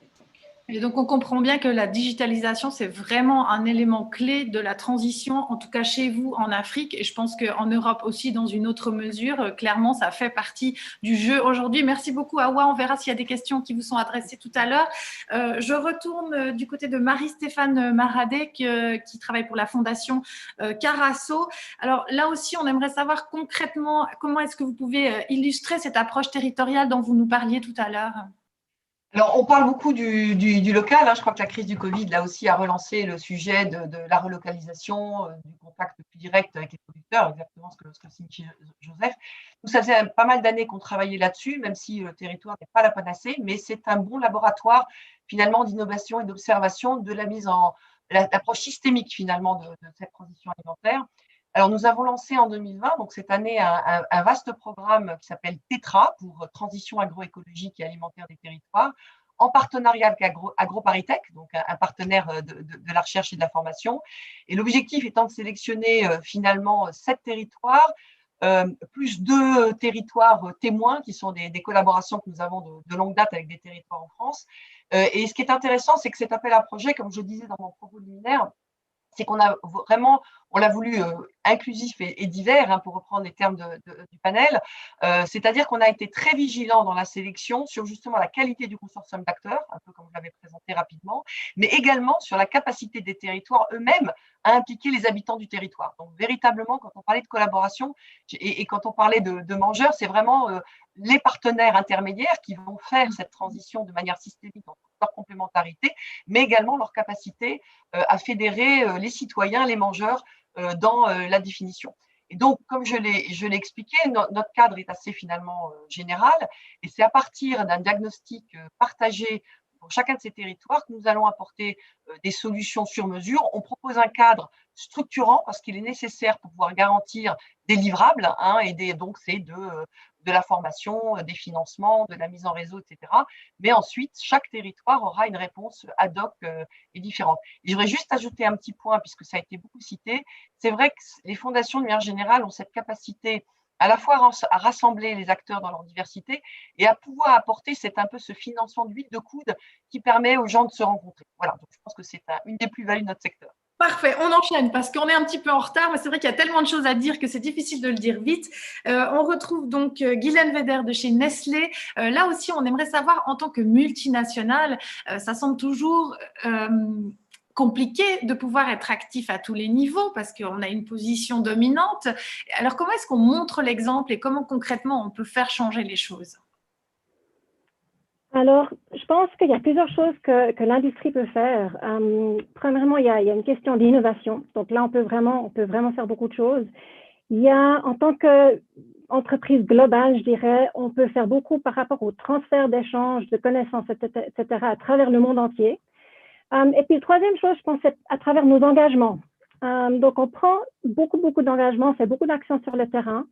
Et je pense qu'il y a quand même quelque chose qu'on peut faire par là. Et là, je reviens à mon point sur la collaboration quelque part, parce que nous, on peut faire nos engagements, mais on a besoin d'autres, souvent pour les atteindre. Et là, je pense par exemple à un engagement qu'on a pris par rapport au changement climatique. Donc, on s'est engagé à atteindre zéro émission de carbone net d'ici 2050. Pour le faire, on doit travailler avec nos producteurs parce que la plus grande partie de notre empreinte carbone quelque part est liée à l'approvisionnement, si on veut, quelque part. Donc, on peut faire des choses par nos engagements, on le fait, mais on a vraiment besoin de collaboration. Voilà. Et je crois que c'est vraiment le maître mot, on ne peut rien faire tout seul et c'est ce qu'on va voir aussi d'ailleurs dans la séquence qui va suivre puisque je vais vous parler de lait équitable. Alors si vous vivez en Suisse, vous les avez peut-être déjà vus sur les rayons dans les magasins ou peut-être même les avez-vous déjà achetés, ces briques de lait équitable si vous êtes sensible à la cause des travailleurs du lait. Ce lait équitable, c'est en fait l'histoire d'une success story derrière laquelle se cache une femme, agricultrice et infirmière qui est parvenue à engager toute la chaîne alimentaire pour assurer un revenu et des moyens de subsistance équitables aux producteurs laitiers. Et cette femme, c'est Anne Chenevard. Regardez. Oui, bonjour. Donc, je m'appelle Anne Chenevard. Je suis agricultrice à Corcelles-le-Jorat. J'ai repris la ferme familiale de mes parents il y a maintenant 4 ans et notre exploitation est principalement dévolue à la production laitière. Rapidement, je me suis rendu compte que ce n'était plus possible de vivre de la production laitière en Suisse, que la paye du lait ne nous permettait plus du tout de couvrir nos frais de production. Donc avec un groupe de producteurs, nous avons décidé de nous grouper en coopérative pour tenter de commercialiser nos propres produits laitiers équitables. Alors je crois qu'ils ont été assez convaincus par notre volonté de construire. Très rapidement, pour nous, ça a été évident qu'il fallait qu'on sorte de cette logique de confrontation pour essayer de créer des partenariats aussi bien avec les transformateurs qu'avec les distributeurs ou les consommateurs. L'important d'un produit laitier équitable, et je dirais d'un projet équitable en général, c'est que chaque maillon de la chaîne doit avoir un bénéfice. Ça doit vraiment être équitable pour tout le monde, aussi bien pour le producteur, pour le transformateur, pour le distributeur ou le consommateur. Et ça aussi, ça a été un argument important pour les gens qui se sont lancés avec nous dans cette aventure. Alors notre démarche, elle s'insère dans un mouvement européen. Donc notre projet de lait équitable, il est chapeauté par l'EMB, c'est l'European Milk Board. C'est une grande fêtière de défense professionnelle dans le milieu laitier. Et eux, ils supervisent le lancement de lait équitable un petit peu partout en Europe et également en Afrique de l'Ouest. Et ils sont garants de l'équité du projet, du fait qu'on respecte bien ces couvertures de production au niveau du prix qui est reversé aux producteurs. Et je dirais que pour le futur, dans nos objectifs, ce qu'on espère, c'est qu'un jour, un projet comme le nôtre, il n'ait plus sa raison d'être, parce que simplement, ce sera devenu normal de payer au prix juste ce que produisent les agriculteurs, et puis que le lait équitable, ce soit simplement devenu la norme. Voilà donc ce témoignage de Anne Schoenvar, et on voit bien à quel point c'est important que tous les maillons de la chaîne soient connectés les uns aux autres, et comme elle le disait, chaque maillon de la chaîne doit aussi avoir et obtenir un bénéfice. Alors normalement on était censé enchaîner avec une session de Q&A, à savoir questions et réponses de nos internautes. Pour l'instant nous n'avons pas de questions, en tout cas elles ne sont pas arrivées jusqu'à moi. Donc ce que je vous propose, c'est comme au niveau du timing, on est relativement serré, on a un petit peu dépassé, on va enchaîner directement et on va partir du côté de Genève-Cornavin, puisque là-bas, il y a en ce moment même une exposition de la FAO sur la Journée mondiale de l'alimentation. Et pour ce faire, nous allons retrouver Ahmad Mouktar, qui est responsable du bureau de liaison de l'Organisation pour l'alimentation et l'agriculture des Nations Unies à Genève, donc la FAO. Est-ce que nous avons en ligne avec nous Ahmad Mouktar? Ahmad, est-ce que vous nous entendez?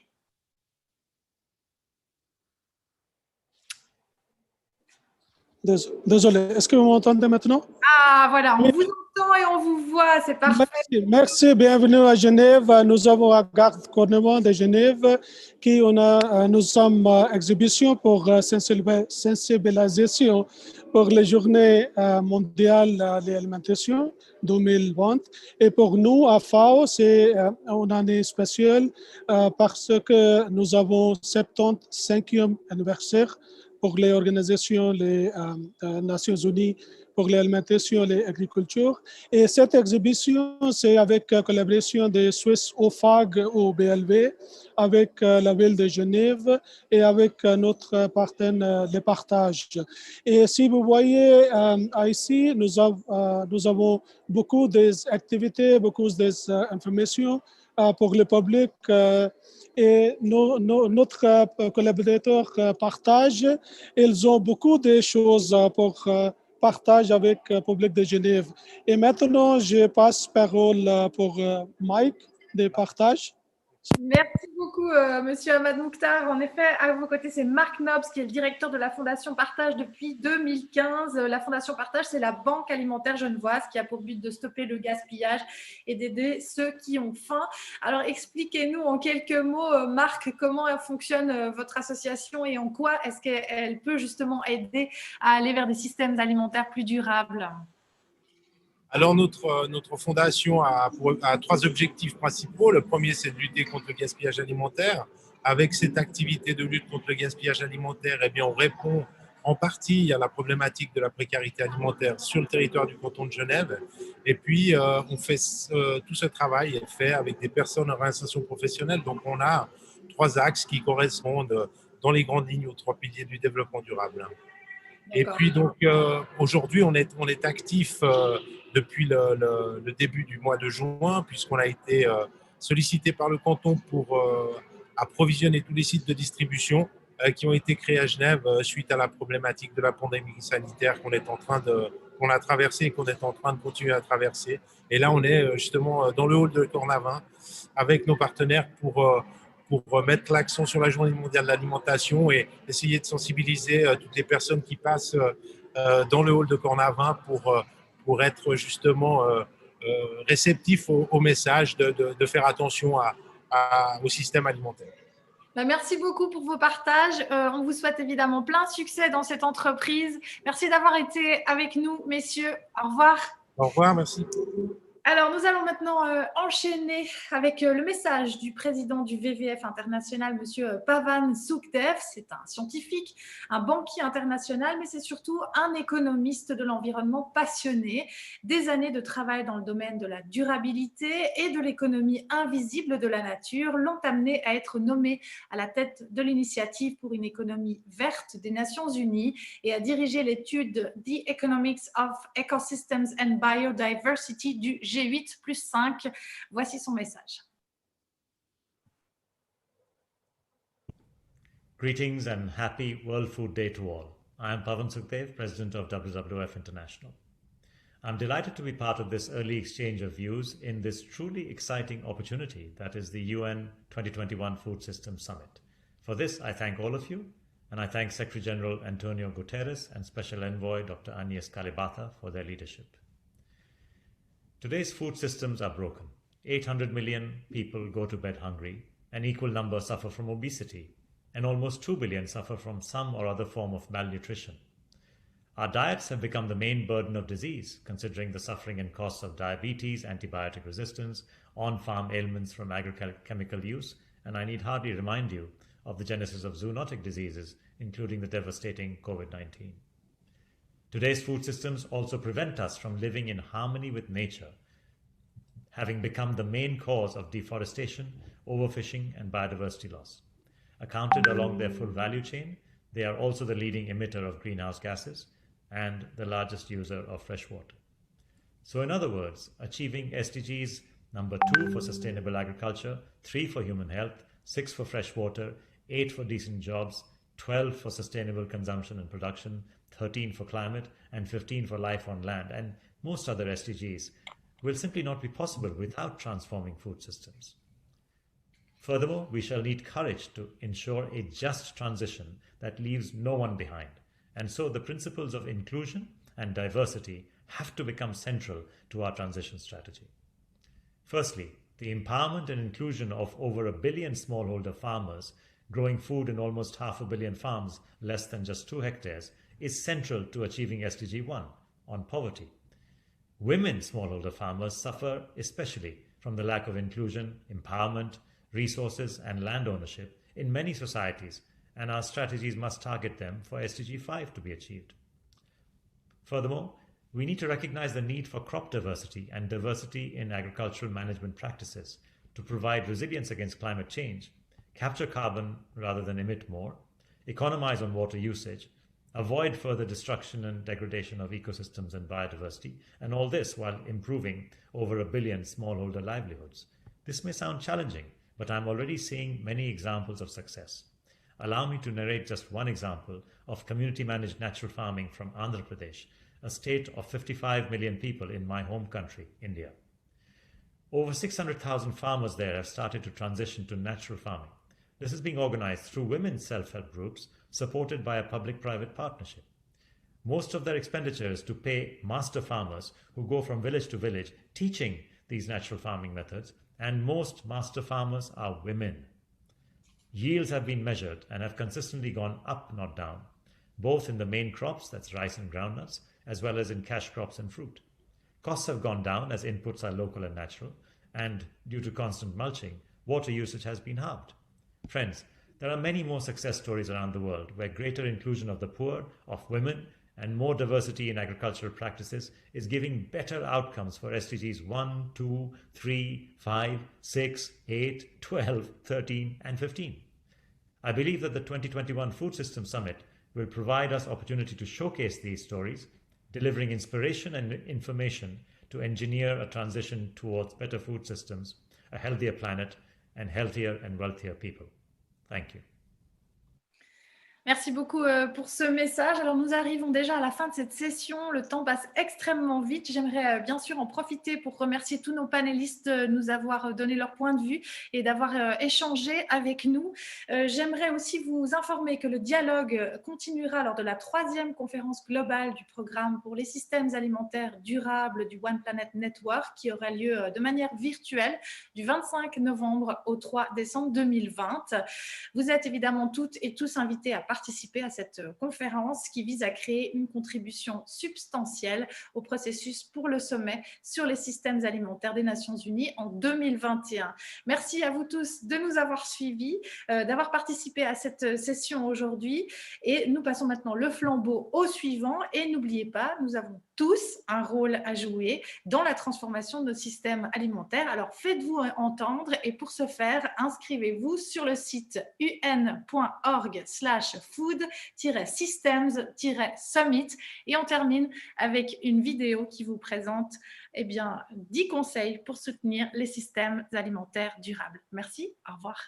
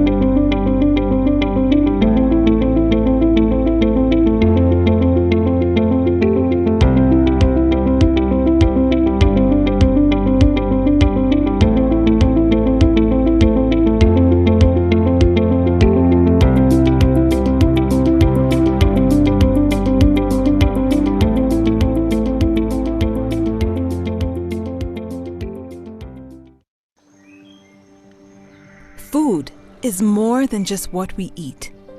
The ways in which we produce, process, and consume food touches every aspect of life on this planet. It is the foundation of our cultures, our economies, and our relationship with the natural world, and has the power to bring us together as families, communities, and nations. Families and children are on the brink of famine. But today's food systems are fragile and unequal. When they fail, there are ripple effects around the world, and the pandemic has impacted the most vulnerable among us. But we know what we need to do to get back on track. We have an opportunity to build back stronger than ever. Transforming our food systems is possible and necessary, and we can set a course to make real change for the benefit of all people. By bringing together key players from around the world and giving voice to citizens in every country. Because a strong food system means no matter your race, no matter your class, no matter where you live, women and men have equal opportunities to produce and access nutritious food, which promotes human health at every step without degrading land and water resources. Significa una agricultura familiar, provide us, the community, with stability all year round, every month, every day of the week, even during a pandemic. We are all connected, and we all have a responsibility to act. We must be bold. We must think and act differently. Transforming our food systems is the most powerful action we can take to solve our biggest problems. Because together, we can build a just and resilient world. A just and resilient world where no one is left behind. Where no one is left behind. Where no one is left behind. Where no one is left behind. Join us today.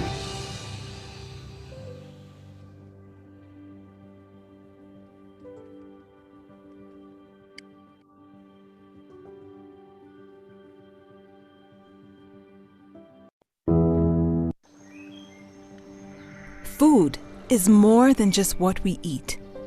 The ways in which we produce, process, and consume food touches every aspect of life on this planet. It is the foundation of our cultures, our economies, and our relationship with the natural world, and has the power to bring us together as families, communities, and nations.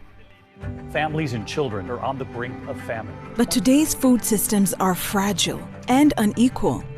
When they fail, there are ripple effects around the world, and the pandemic has impacted the most vulnerable among us. But we know what we need to do to get back on track. We have an opportunity to build back stronger than ever. Transforming our food systems is possible and necessary, and we can set a course to make real change for the benefit of all people. By bringing together key players from around the world and giving voice to citizens in every country. Because a strong food system means no matter your race, no matter your class, no matter where you live, women and men have equal opportunities to produce and access nutritious food, which promotes human health at every step without degrading land and water resources. Significa una agricultura familiar, provide us, the community, with stability all year round, every month, every day of the week, even during a pandemic. We are all connected, and we all have a responsibility to act. We must be bold. We must think and act differently. Transforming our food systems is the most powerful action we can take to solve our biggest problems. Because together, we can build a just and resilient world. A just and resilient world where no one is left behind. where no one is left behind. Where no one is left behind. Where no one is left behind. Join us today.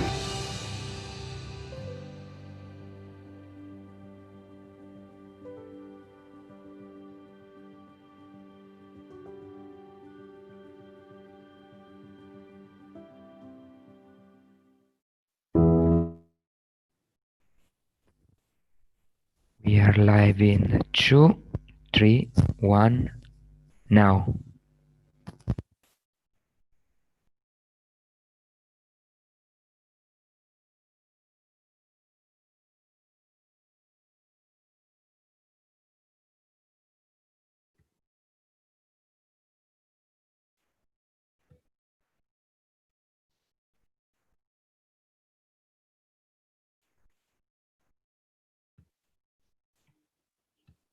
Femi, you're on. Hello, everybody. How are you doing? Voices of Food Systems. This is a 24-hour global relay. We are on session number 16. Have you seen all 16? Your stamina is amazing, and you also must be multilingual as well. My name is Femi OK. I'm the host for the next 50 minutes, 50 minutes. This 50 minutes is brought to you by GAIN. You will hear more about GAIN in just a little moment. But the voices of food systems that we are bringing to you today, but those voices of food systems are young voices, youth activism and food systems. That is what we are talking about today.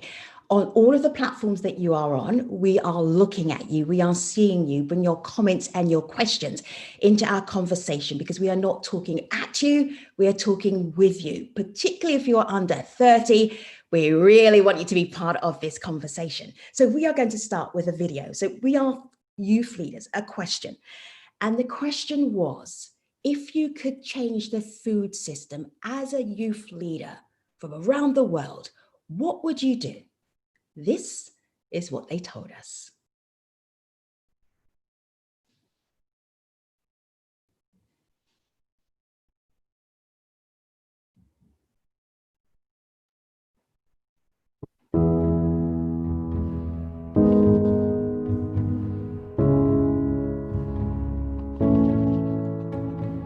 It is our responsibility to protect and conserve our environment and to save our natural ecosystems. We cannot continue to neglect and abuse the very thing that underpins the security of our food sources. Instead, it is down to us to take the decisive lead in repairing our relationship with nature. If we allow our biodiversity to disappear, should we really be surprised if we see our food security disappear with it? I want change because every person deserves the right to affordable, nutritious food. Our consumption habits need to change. Local is key. It benefits the local environment, is more nutritious and reduces air miles. Changing when and what we eat will encourage sustainable agricultural practices and support our fragile ecosystem. I believe that there should be a change in how the food system works. I am especially concerned with the case here in my home country of Indonesia. I believe with the saying that goes, you are what you eat. I know and I do believe that food is very essential to our daily lives, to the extent where without good food, we cannot proceed with our daily activities as well as we should have with good access to good food. I believe that change is necessary, is mandatory, and change should happen now. Change within food systems is needed to protect our nature and biodiversity, to protect the health of people worldwide, to prevent food losses and food waste, and to use our valuable land in the best way possible. So in the future we can all enjoy the delicious foods our world has to offer. I want change because I don't want my children and my children's children to grow up in a world that is so disturbed and jilted as it is today. I want change because I believe in a better world. And I believe that we have the power to work towards a better world and better the situation around us. I want change because the things that I have seen, the experiences that I have had, and I wouldn't want my children to have those experiences.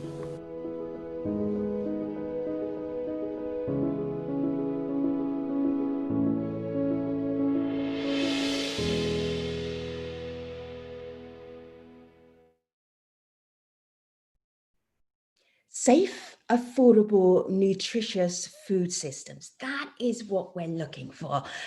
If you have ideas, if you're on the platform, do let us know. We're looking out for your comments and your questions. You saw Lawrence's name there. Here you see his face. Lawrence, will you introduce yourself? You're part of our conversation for the next few minutes. Go ahead, tell the world who you are. Thanks, Femi. Great to be here. My name is Lawrence Haddad. I'm the director of the Global Alliance for Improved Nutrition, or GAIN, and I'm a champion for food system transformation. I'm personally outraged at the number of people that can't afford a healthy diet. 3 billion people worldwide. Gets me out of bed every day, Femi. And joining you is Sophie. Sophie, unmute yourself and join Lawrence in this conversation. Our focus really is on youth activism. I would just say youth leaders, right? And that's really, really important. And food systems, voices of food systems. A voice that needs to be heard way louder is your voice, amongst others. Sophie, hi, welcome. Thank you so much, Femi. Yes, my name is Sophie Healy-Thau. I am a food and nutrition advocate or activist. I'm also a Scaling Up Nutrition lead group member. And I am extremely passionate about this topic because, as you've heard from the other activists, change really needs to happen, and it needs to change on a pace that it isn't occurring at right now. Let me give you, Sophie and Lawrence, an issue to wrestle with, and that's SDG 2, Sustainable Development Goal number 2, zero hunger in the next 10 years, right? We've got 10 more years to make that happen. We are behind schedule. Why is that? What are you going to do about it? Sophie, you start. Lawrence, you pick up. I believe that SDG 2 isn't a governmental priority at the moment, and it isn't a governmental priority worldwide. Not enough countries recognize the right to food, but enough individuals recognize the right to food.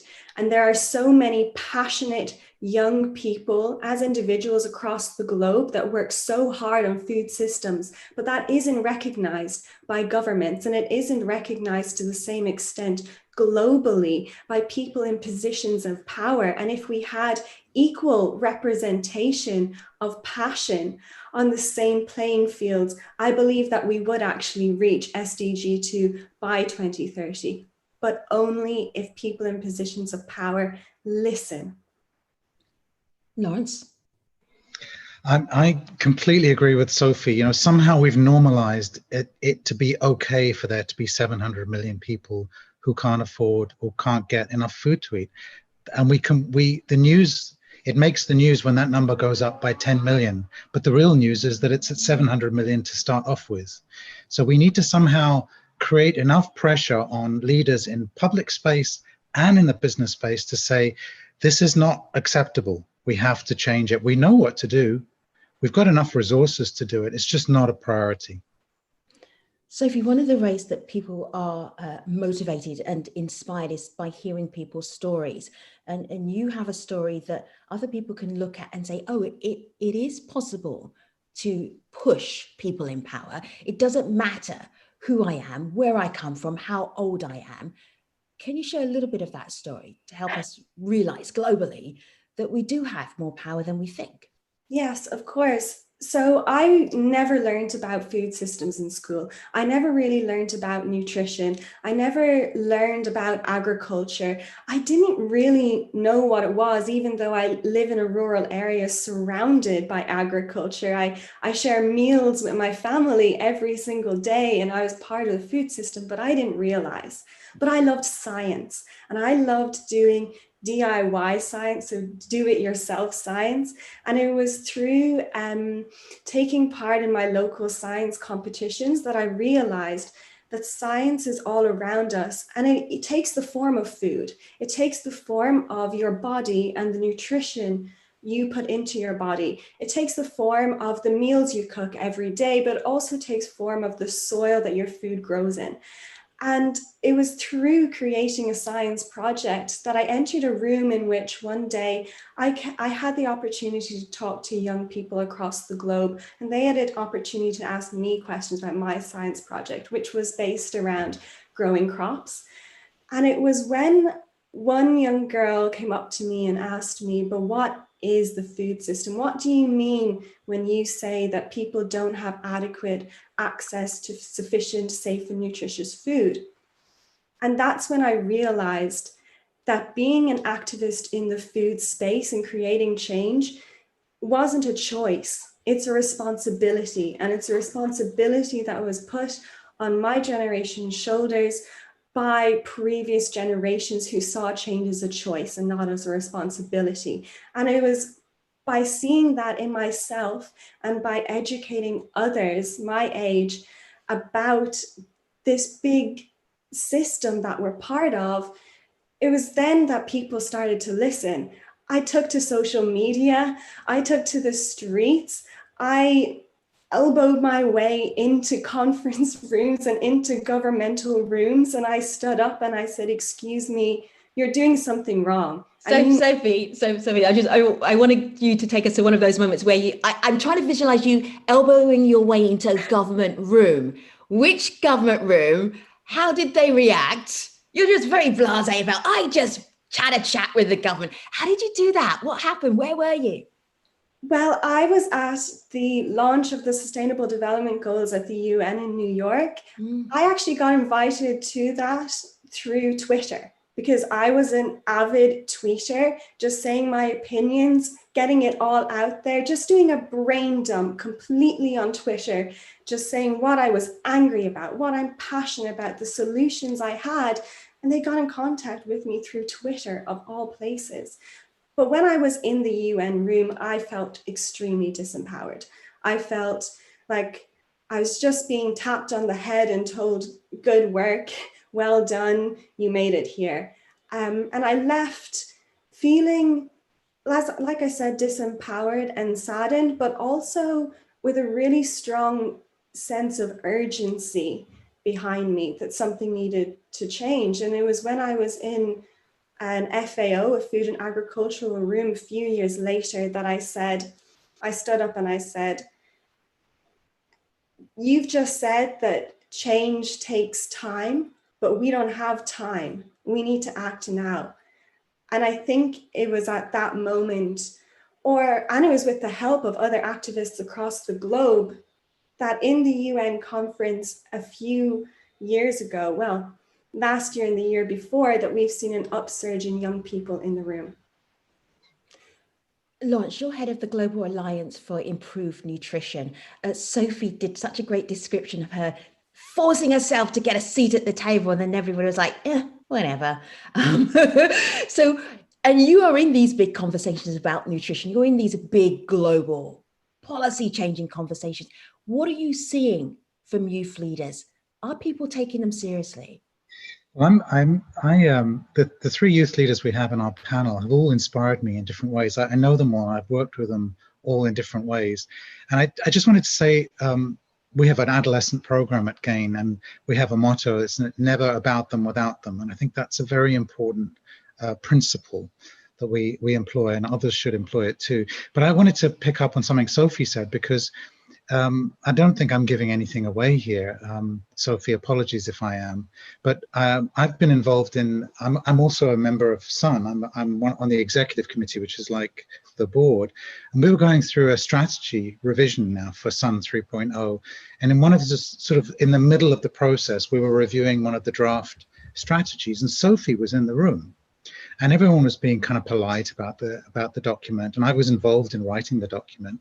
And Sophie said, this is about a month ago, Sophie, or 2 months ago. Sophie said, I'm appalled. And she probably said it more politely than that. I'm appalled you haven't mentioned youth at all in this strategy. And you could have heard a pin drop in that room. And we were all really embarrassed. And I was certainly deeply embarrassed. And so we've fixed that up, Sophie, just to let you know. It's because of you, actually. So it's really important to have youth in the room. Dipti, I'm sure she will tell you about the amazing work they're doing in Bangladesh. And Tasha with Marcus Rashford and others, who's a famous footballer in the UK, work they're doing on free school meals in the UK. It's just, people listen, they have a different perspective, and there may be some people who pat youth and adolescents on the head, but that group is diminishing. A lot of people are paying attention. Sophie, I'm thinking about our audience who are watching, and if they wanted to ask you questions about how you're doing what you're doing, making people listen, making the impact from young leaders actually happen, what would you say your expertise was so they know what they can talk to you about? Audience, you have 8 minutes to talk to Sophie. I recommend you use them. Sophie, what's your expertise? Go ahead. My expertise, honestly, my main expertise is my passion. That's all you need. That's all you need at the end of the day. You need your passion, you need your voice, you need space, and you need to be listened to. That's all you need. You don't need a bachelor's degree in nutrition or in food science to have passion for the subject. You don't need to study science in secondary or high school to have passion and create change in the subject area. You can even go and shop locally, and that's you making a change. You can take to the streets and protest, and that's you making a change. You can write a blog post, that's you making a change. You can tweet, you can put up social media posts, that's you making a change. No change is ever too big or too small because collectively it creates a difference. And you don't need permission, right? Just do it. One of the things that stood out that you said almost immediately, Sophie, was I eat food, I'm part of the food systems. Because when we have a title like Race for Change, Youth Activism and Food Systems, which is our very sexy title right now, you'll think, oh, food systems, I've got nothing to do with food systems. If you eat, that's us, all of us, we are part of the food system. And it actually shows that we're probably less engaged than we should be about how the food gets to our plate, right? 100%. Actually, when you think about it, the one thing that connects everybody across the globe is food. It connects every single one of us. It's the one thing we all have in common, no matter your race, your culture, your ethnicity, the language you speak, the country you come from. Food connects you no matter what. And the way your food gets to your plate is sometimes an extremely long process that actually contributes to climate change and air miles and all the bad things that everybody has heard about through Fridays for the Future movement. Our food system and the way you put your food on your plate has a huge impact. So if you shop from your local farmers or from your local markets, that can create a massive change. Even if you make your own food, if you grow your own tomatoes, or if you have space on your windowsill to grow your own herbs, that even creates an impact, however small it may be. Our Voices of Food Systems is all about this lead up to the Food Systems Summit, the UN Food Systems Summit. Lawrence, if you could explain and break down what it is, that would be really helpful. And then Sophia, I'm really intrigued as to, do you have an invitation and how are you going to get in? Lawrence, you start first. Well, it's just a recognition from the UN Secretary General that food systems need to be transformed.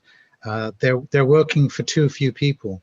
They're generating hunger, they're generating malnourishment, too much climate greenhouse gas emissions, biodiversity loss. They're not very resilient. They're not generating the right livelihoods. So they're just not working for enough people. So you can't tinker at the edges. You have to transform them. And so the Secretary General has brought together these 5 action tracks with a scientific group and a champions group. And really excitingly, there'll be food dialogues where we'll get every country, hopefully, will have at least 3 of these dialogues. And the idea is, let's find the best ideas, the best solutions. Let's look everywhere, the usual places, the unusual places. Let's entertain the wild and crazy ideas that may not be so wild and crazy when we look at them a bit more closely. And let's come up with some very clear actions that can transform systems and make commitments and follow those commitments. That's what the summit is all about. And a big part of it is breaking into the public consciousness. Right. How important food systems are. You were going to hear so much more from Lawrence later on in our 50 minutes. But Sophie, wrap up this section with how you are going to approach the Food Systems Summit. What are you going to do? Well, what I thought you asked earlier, Femi, about where is your invitation to the Food System Summit was really interesting, because I think this is one of the only conferences coming up that I've ever taken part in that you don't need an invitation. You can take part from the comfort of your own home, no matter who you are. And I think that's the beauty of the Food System Summit. There are young people situated in every decision-making place within the Food System Summit. And that's completely new, and it's the newest thing I've ever seen. There are regional focal points, and they're young people. So you can get in touch with your regional focal point, and they can give you pointers and tips on how to get involved. We have a champions network, which is incredible. These are champions for the world in food systems, and you can be a champion of the food system, and you can get involved. And let me, one of my vice chairs is 16 years old, Yanya Green. Perfect. Yes. Yeah. Let's just make a chair of the board. All right. Lawrence, stand by. Sophie, thank you. Let me just remind our audience, hi audience around the world, you are watching a session called Youth Activism and Food Systems, Racing for Change. We're looking at youth leaders, the impact they can have when we talk about improving and changing our food systems. Remember SDG 2? Zero hunger by 2030. How do we do that with those youth voices? What are you doing to make change? That is what we ask youth leaders around the world. And this is what they told us. Take a look.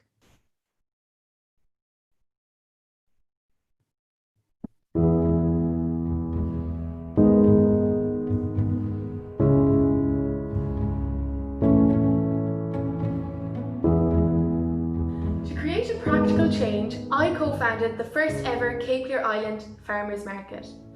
This weekly market gives people access to buy local, in-season and organic produce.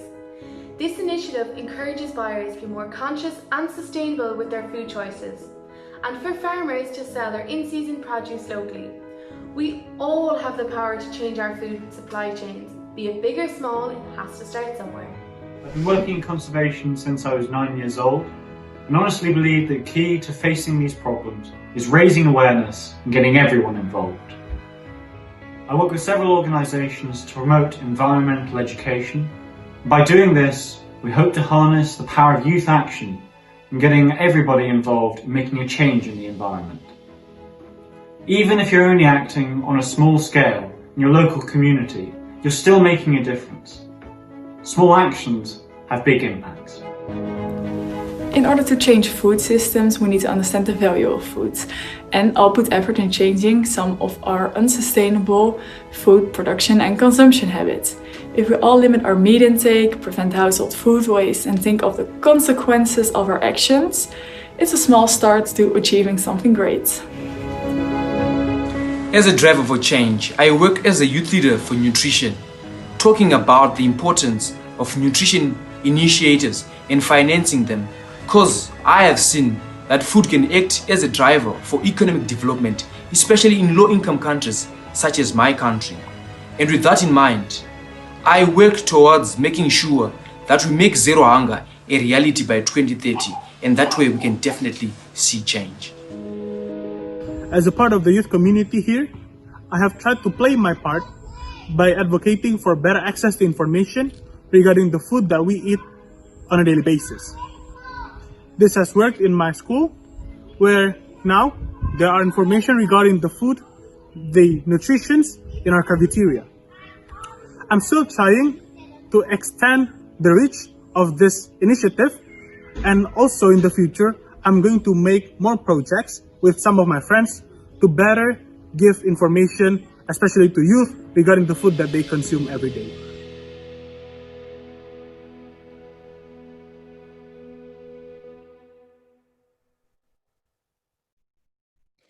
Youth leaders there, Teresa, Guy, Amy, Webster, and also Ravsi, talking about how they are making change, not just the conversation, the actual action. Let me bring in two more change makers. Unmute yourself, make your video viewable to Tasha and also to Dipti. Hi Tasha, hi Dipti. Good to see you. Hi, welcome. All right, Tasha, tell me, how are you a change maker? What are you doing? So I work for an organization called Bite Back, and essentially we are a movement for young people, run by young people who want to transform the food system to make sure it doesn't neglect young people's health. And I think the constant thread that runs through every video, every voice that we've heard so far is that small actions lead to big impacts. And I can't agree anymore. We all have to start somewhere, whether that's starting a petition, going on a protest, speaking to somebody about it, simply twittering, posting a Twitter post. That action can lead to greater things. Oh, I love that. Dipti, hello. Nice to see you. We were talking about change makers there. The video was all about action from young leaders. Tell us what you've been doing. Introduce yourself to the world, Dipti. Thank you so much, Femi. I'm from Bangladesh, and this country is a development country, and in our country malnutrition is a big problem, and we believe that if the youth and the adolescents are aware to remove this malnutrition from our country and the world, it will be very much easy to be possible. And in our country, I work with SKNF, Adolescent Network, and recently you'll be very glad to know that with Gain Bangladesh, we have laid a campaign that was Bhalo Khabo Bhalo Thakbo in my language, and your language in English is we will eat good and we will be fine. And in this campaign, the 10 lakhs means 1 million adolescents took the promise that they will eat good food. But I think we are not getting the availability of good food, nutritious food. And in this sector, we have to work more. Asha, one of your focus points is about the way that food is labeled, how it is presented to us. Can you talk to us about labeling? Yes, I do believe that misleading labels is one of the big problems that we have within our food system. So research shows that adding health claims such as no added sugar, low fat, or multigrain on food and drink labels, it makes people believe that a product is a lot healthier than the same product without such claims. And so this makes it harder for consumers, especially young people, to choose healthier options without a thorough inspection of the ingredient list. For example, a product might say it's sugar-free, but often it just contains unhealthy substitutes such as artificial sweeteners, or the sugar has simply been replaced with a higher amount of fat, so to make sure that it keeps the same great taste. So all of this it's very confusing when you're looking at food labels and you're trying to decipher, is this healthy for me? Is it not? And I think companies need to take more responsibility in making sure that food that is nutritious and healthy for us is more accessible, and this information isn't easily available. I understand, like, sometimes a lot of products might use the traffic light labeling, so that's often used to show whether a product is high, so red, medium is amber, low is green in fat, salt and sugar, and how much energy it has. However, I think because the color coding system is not compulsory, it means that there isn't much regulation in terms of how it's used by companies and how it's displayed. And often companies are able to present this kind of information in a way that suggests a product is a lot healthier than it is. And I think Sophie mentioned it, that it's not a choice, but a responsibility for us as individuals to take action. But I also think it's a responsibility for companies as well to make sure that they do not neglect the health of young people. And that is why I've been working with Bite Back to make sure that that doesn't happen. Let me just bring in Dipti. Dipti, one of the things that you're really striving for is for young people to have more knowledge about nutrition, to understand. Tasha, I think she's way up here, right? Tasha's got it down. But do you find generally that, I know this, generally people don't know that much about nutrition, but what about younger people, the audience that you're really going for, the demographic that you're going for? What do they and what don't they know? Okay, in 2020, if I say that we have no knowledge about nutrition, it's not true actually. The thing is, we are not ready to apply our sense of nutrition. Actually, in our whole food system in my country, we see the lack of information from the producer to the consumer also. The producer don't know how to produce the food properly and how can it be more nutritious also. And the consumer don't know from the which food we can get the nutrition what I want actually. And you know, in nowadays, the adolescents or young people are very much, very much addicted to the restaurant food of restaurant actually. But these food are not made thinking about our nutrition. But I think it should be a compulsory thing to write down the calorie rate or nutritious value of the food beside the menu card actually. And you know, in our country 90% school do not have any canteen, but we have to stay in our school 6 or 7 hour, but we get a tiffin time for 15 or 30 minutes. But in this time we have to eat something from the roadside shop actually. But that people are not conscious about our health. They are conscious about their business and profit actually. Dipti, I'm so glad you said that, because when Tasha was speaking about the companies need to do this and the companies need to be aware, and you've hit the nail on the head. That was what I was going to ask her, is about there's the awareness and what would be great for our food to have, and then there's the business angle, right? There's exactly. Ask Tasha about that. I'm curious about how she's tackling that, the business perspective of this. Yeah, I think the business perspective is obviously these are companies and their main priority is profit.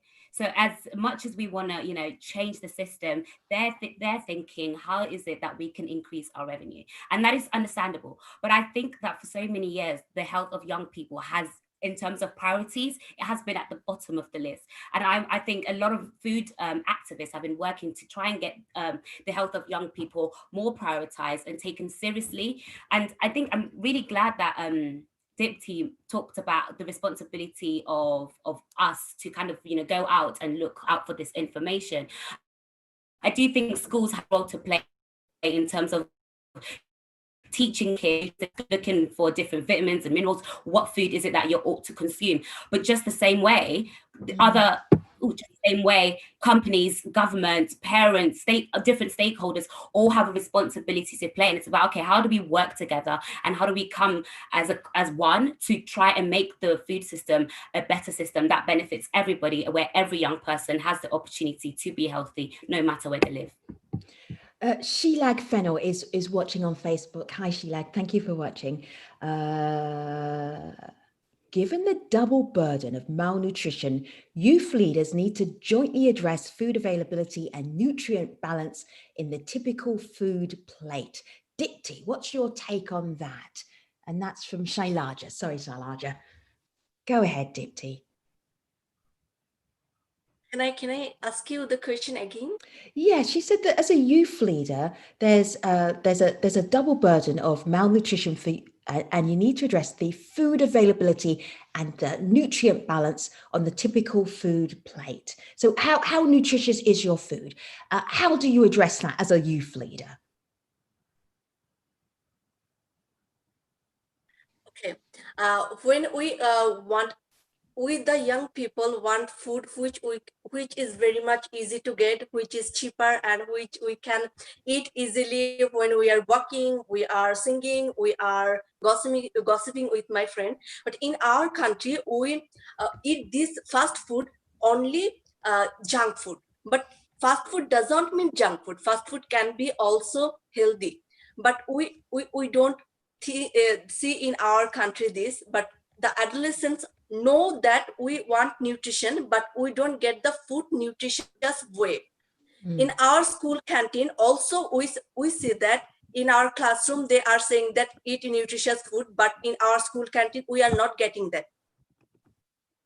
I'm really glad Shalaika talked about food availability, because for us in the UK, it was such a wealthy country. There are still food deserts, and for anybody that's unaware, essentially food deserts are areas within society, communities, where access to healthy and nutritious food is really, really limited. So that could be you live somewhere where perhaps you don't have easy access to a supermarket and you don't have any local grocery stores. And so often you either have to travel a lot further to have access to food that is healthy and nutritious, or you're having to use your local grocery store, corner store, and often the prices are absolutely ridiculous for healthy food. And so we already know that junk food is predominantly a lot cheaper, a lot more affordable than it is for health, to get access to healthy food. And I think that's another element of the food system that needs to change. We need to take junk food out of the spotlight and put healthy options in the middle, at the center of our mindset. And so that could be putting more price promotions on fruit and veg and less buy one get one free multi-buy promotions on junk food, so that it becomes more available and more accessible to everyone. You're listening to the voices of youth activists, youth leaders, talking about food systems. Tasha, ask Dipti a question about her advocacy, knowing what you know from the kind of work that you're doing in food systems with young people. Yes. So Dipti, how do you remain inspired and still passionate? Because I know with activism, personally for me, it's up and down. A lot of the time you get loads of wins and you're like, okay, yes, we're making great change. We've got this momentum going. And then something will happen and you're just like, oh, back at square one. So how do you keep the enthusiasm, the passion to make a difference? Tasha, this is a wonderful question. Actually, from a very young age, I am working with many adolescents like me, and that is by SKNF, our adolescent network actually. And we are working to prevent child marriage and to give the nutrition to the adolescents also. And we work through a club basis actually. And I have found that interest actually, that what I know, if I spread it towards the people in my society, in my country, in the world, that is very much interesting also. So at that age, at my very young age, I found that magical power of spreading knowledge, and I am very interesting, and I want to work by this way in my whole life actually. Dipti, good answer. Ask Tasha a question, knowing what you know as a youth activist in the food systems arena. Go ahead. Okay, Tasha. Tasha, do you think that only the young are aware about it, and they are actually strongly want to remove malnutrition from the world? They will be able to do it? Yes, I definitely do think that young people are very passionate about, solving world poverty, getting rid of malnutrition. It shouldn't be a thing in 21st century. And so I think young people are perhaps the only generation that has had this amount of passion and drive to make sure that we make a change. But also, we're not just, talking about it. We're genuinely putting forth actions that are ought to change the world. And I think that's what makes us stand out from all the other generations. Often we get labeled as, well, we're rebellious. No, but this rebellious is action. Sometimes we need to act against the system to make sure that we see a change that we want to see. There's something that I keep coming back to, Tasha, and also Dipti, because you are taking on major industries and they are making a lot of money. I'm just going to be very direct about making food that tastes great. It's delicious. It's got sugar and fats in. It may not well be nutritious, but it tastes fantastic. How do you take on those industries? Dipti, you brought it up. Tasha, you didn't really. You said, we need to ask the companies to do this. And I'm interested in how the companies react to, we need to. Yeah, I'm really glad you brought that up, because funny enough, yesterday, I was part of the youth summit at Bite Back, and we were speaking to representatives of Tesco, one of the world's largest retailers, and Nestle, the biggest contributor of sugar on our diets in the UK. And honestly, it's it's mixed emotions. First of all, you bring forth your personal experience. Nobody can undermine how you feel and your experience of the food system, but also you back it up with facts and you try and tell them this is what's happening, this is what your actions has led to. And a lot of the time it's very frustrated. It's almost like they think that they're doing one thing, but also when you look at the hard facts, it's like it doesn't add up. You're not doing what you're saying. So I think definitely for me, it's about I keep talking to them, keep knocking at their door, keep using your platforms, your voices, and eventually they'll have to give in. Oh, okay. Got some rebellion going on here. Dipti, I've got this question for you. It's from Pat. Pat is watching. Thank you, Pat. Really appreciate you watching. All right. He thinks that we need to understand the concept of food affordability.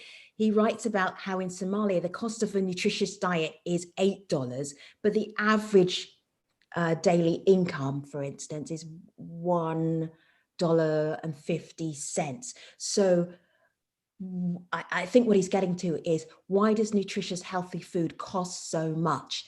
Does it? Dipti, from your perspective, from where you're sitting, is that something that you can grapple with? Does nutritious food cost more where you live? Okay, Femi, thank you so much. In my country, the presence of middlemen in the food system is very much acute, actually.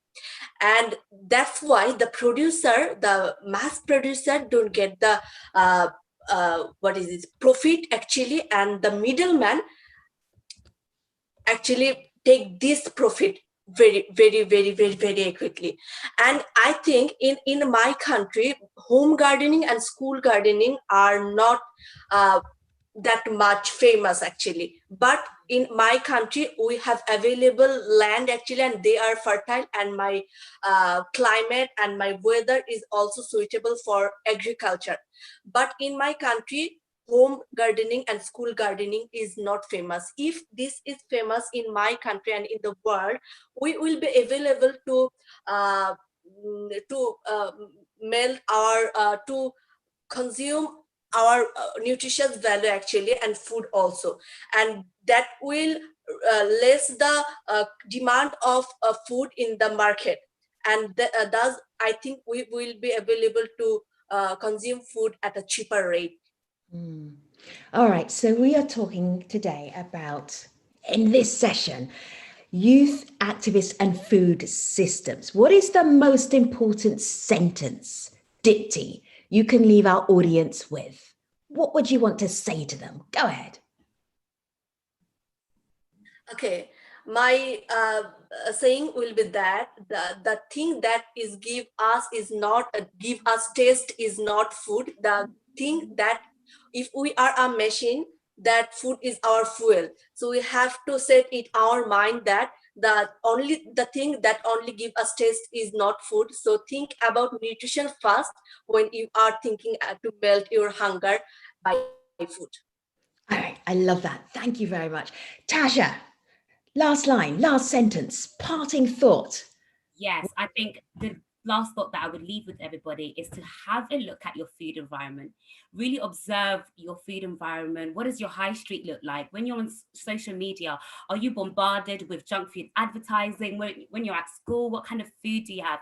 Really observe the food system and try and point out the issues that you can identify, and think about what is it that I can do to make a difference in this particular space.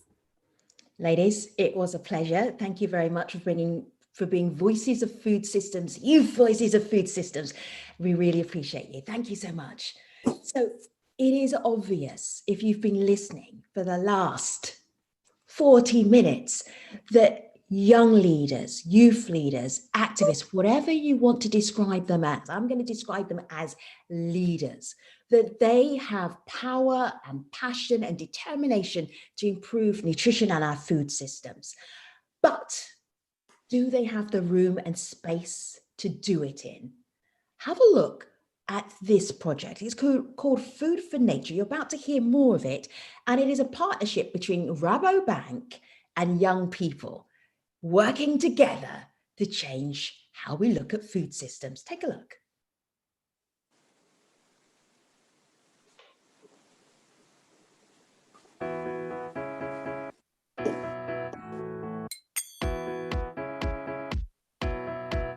For example, new business models and innovations needed to be embraced. As the leading global food and agri-bank, Rabobank is determined to contribute to overcoming challenges and seizing opportunities. Well, why only listen to them while they could also listen to us? Don't dictate your solutions, but let us be a part of the solution. I mean, we are the leaders of the future and we have something to say.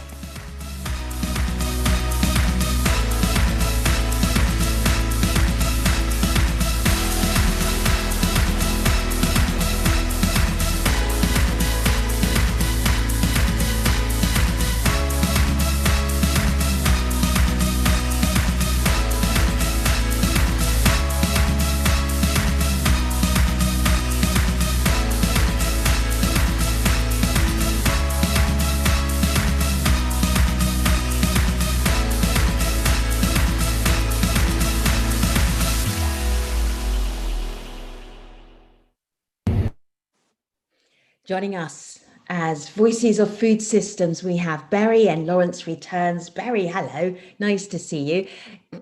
Jump into the conversation. Barry is going to introduce himself and explain why he's important to this part of the conversation. Hello, Barry from Rabobank. Go ahead. Hi. Hello. Hi.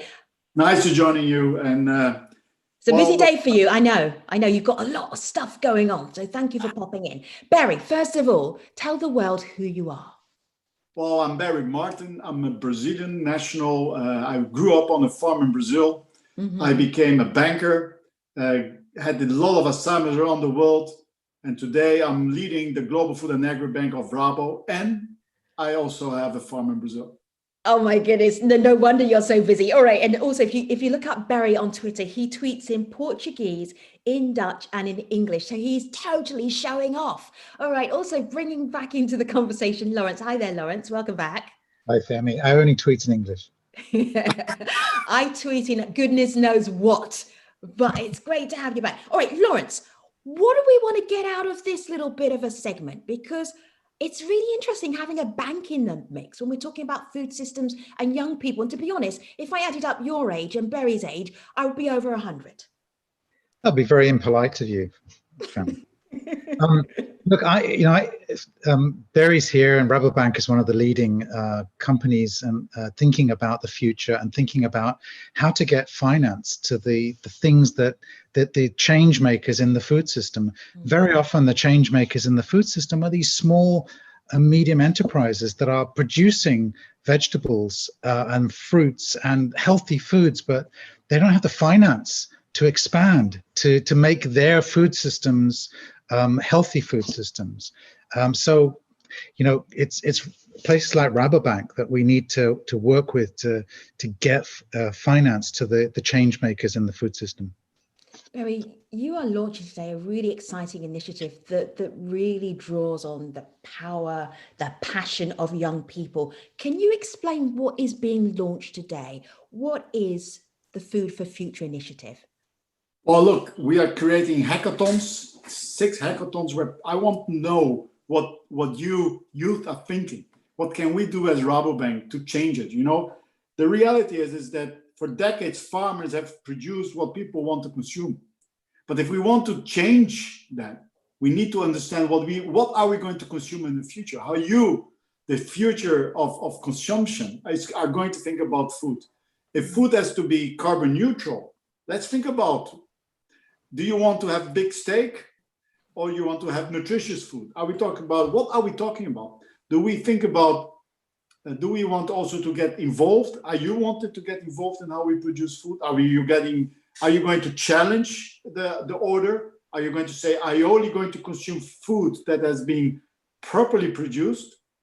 I just want to hear from the youth. Are you going to consume a lot of soft drinks with a lot of sugar, or are you going to consume healthy food? And then we can know, what are we going to do? Are you going to buy it? Because at the end, the farmer needs to produce what people want to consume. There's no need to produce a lot of products that nobody wants.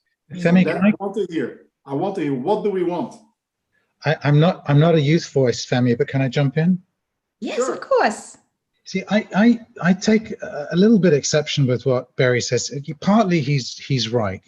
We need a demand shift, right? But we all need to make that shift, not just young people. And then businesses respond to that demand shift, but they also create that demand. So, you know, it's everyone's job is to figure out how to shift demand. And I know Barry is saying that.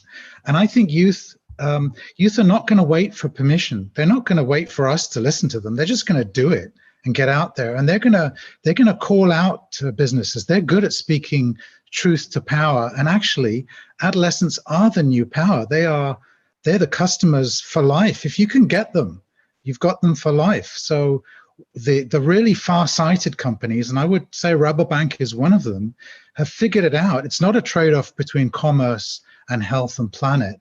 You can get all three of those things. You just have to work a little bit harder, but it's a much more sustainable, ultimately profitable business. Yeah, and look, the way I think, the reason why we also think what's very important is there are 600 million smallholder farmers, and actually they hold the solution, much of the solution to the production of the future. So in my view, it's also very important, how are we as youth enabling those 600 million people that really, especially in COVID time also, are having a very hard time, how we are going to involve them also. And we as Rabobank, we want to get them organized, we want to create an ecosystem so that they can be successful. And it starts, in my view, in creating that demand. And you're absolutely, Lawrence, you're absolutely right.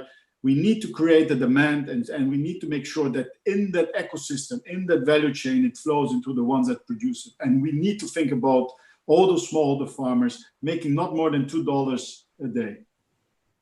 Lawrence has said something a little bit earlier, Barry, and I know you have a busy day, so you didn't hear it, but Lawrence talked about his commitment to young people with the people on his team. Lawrence, will you tell Barry what you told us a little bit earlier?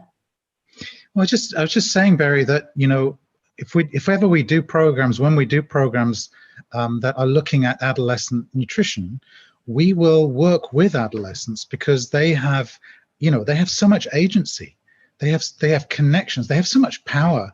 Dipti's project from Bangladesh, who is one of our youth activists in the previous segment, she told us about a campaign to get 1 million signatures from adolescents to say we will buy healthy food if you make it available and affordable to us. It's scary for the government to be faced with a signature list of 1 million adolescents. They're future business leaders, but they're also future voters. It's scary for businesses to see 1 million adolescents saying, give us more affordable, healthy food, but it's also an opportunity for the businesses. So I think there's so much agency in adolescents and youth, and they don't need our permission to exercise that agency, but it's so much more powerful if we could work with them. Barry, are you talking with young people or to young people? Do you have young people on your team? Well, I don't think that we ever have enough young people on our team, right? So be very honest. And I think we also have another very important thing is that we have to recognize that food is also culture. And because food is also culture, you also have to have some diversity in the whole way you're looking at. So that's why we need to go also on the global here. So we need to have the hackathons per region. So I don't think there's enough young people. Also because if you're in banking, you first have to go to university and then you have to be studying. But I agree on that. So that's why I'm very excited about these hackathons, to get this information and this input that we really need to think differently. And I'll be very honest, I'm a very traditional thinker still, and I need to change. Well, we know a lot of young people that we're very happy to introduce you to, Barry. You came to the right place.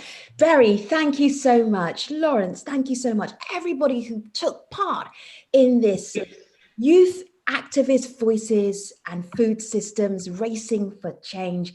Thank you so much. Really appreciate you. Let me give you a little call to action, okay?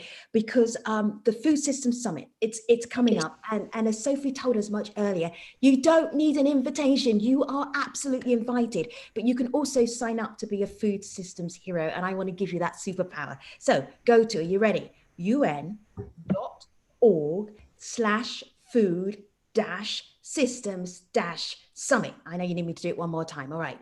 This is where you sign up to be a food systems hero. UN.org/food-systems-summit. If you missed it, tweet me. I will personally give you the details there so you can be a food systems summit.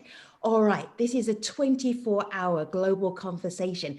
It is going to take a pause for a moment, not because we broke the internet with young activists and young leaders, but because we need to get ready for the next block. This was conversation number 16, conversation number 17 needs a little bit of time to get ready. So I will say this is Femi OK for GAME, signing off from the Youth, Activists and Food Systems Conversation, but stay tuned to this channel. See you soon.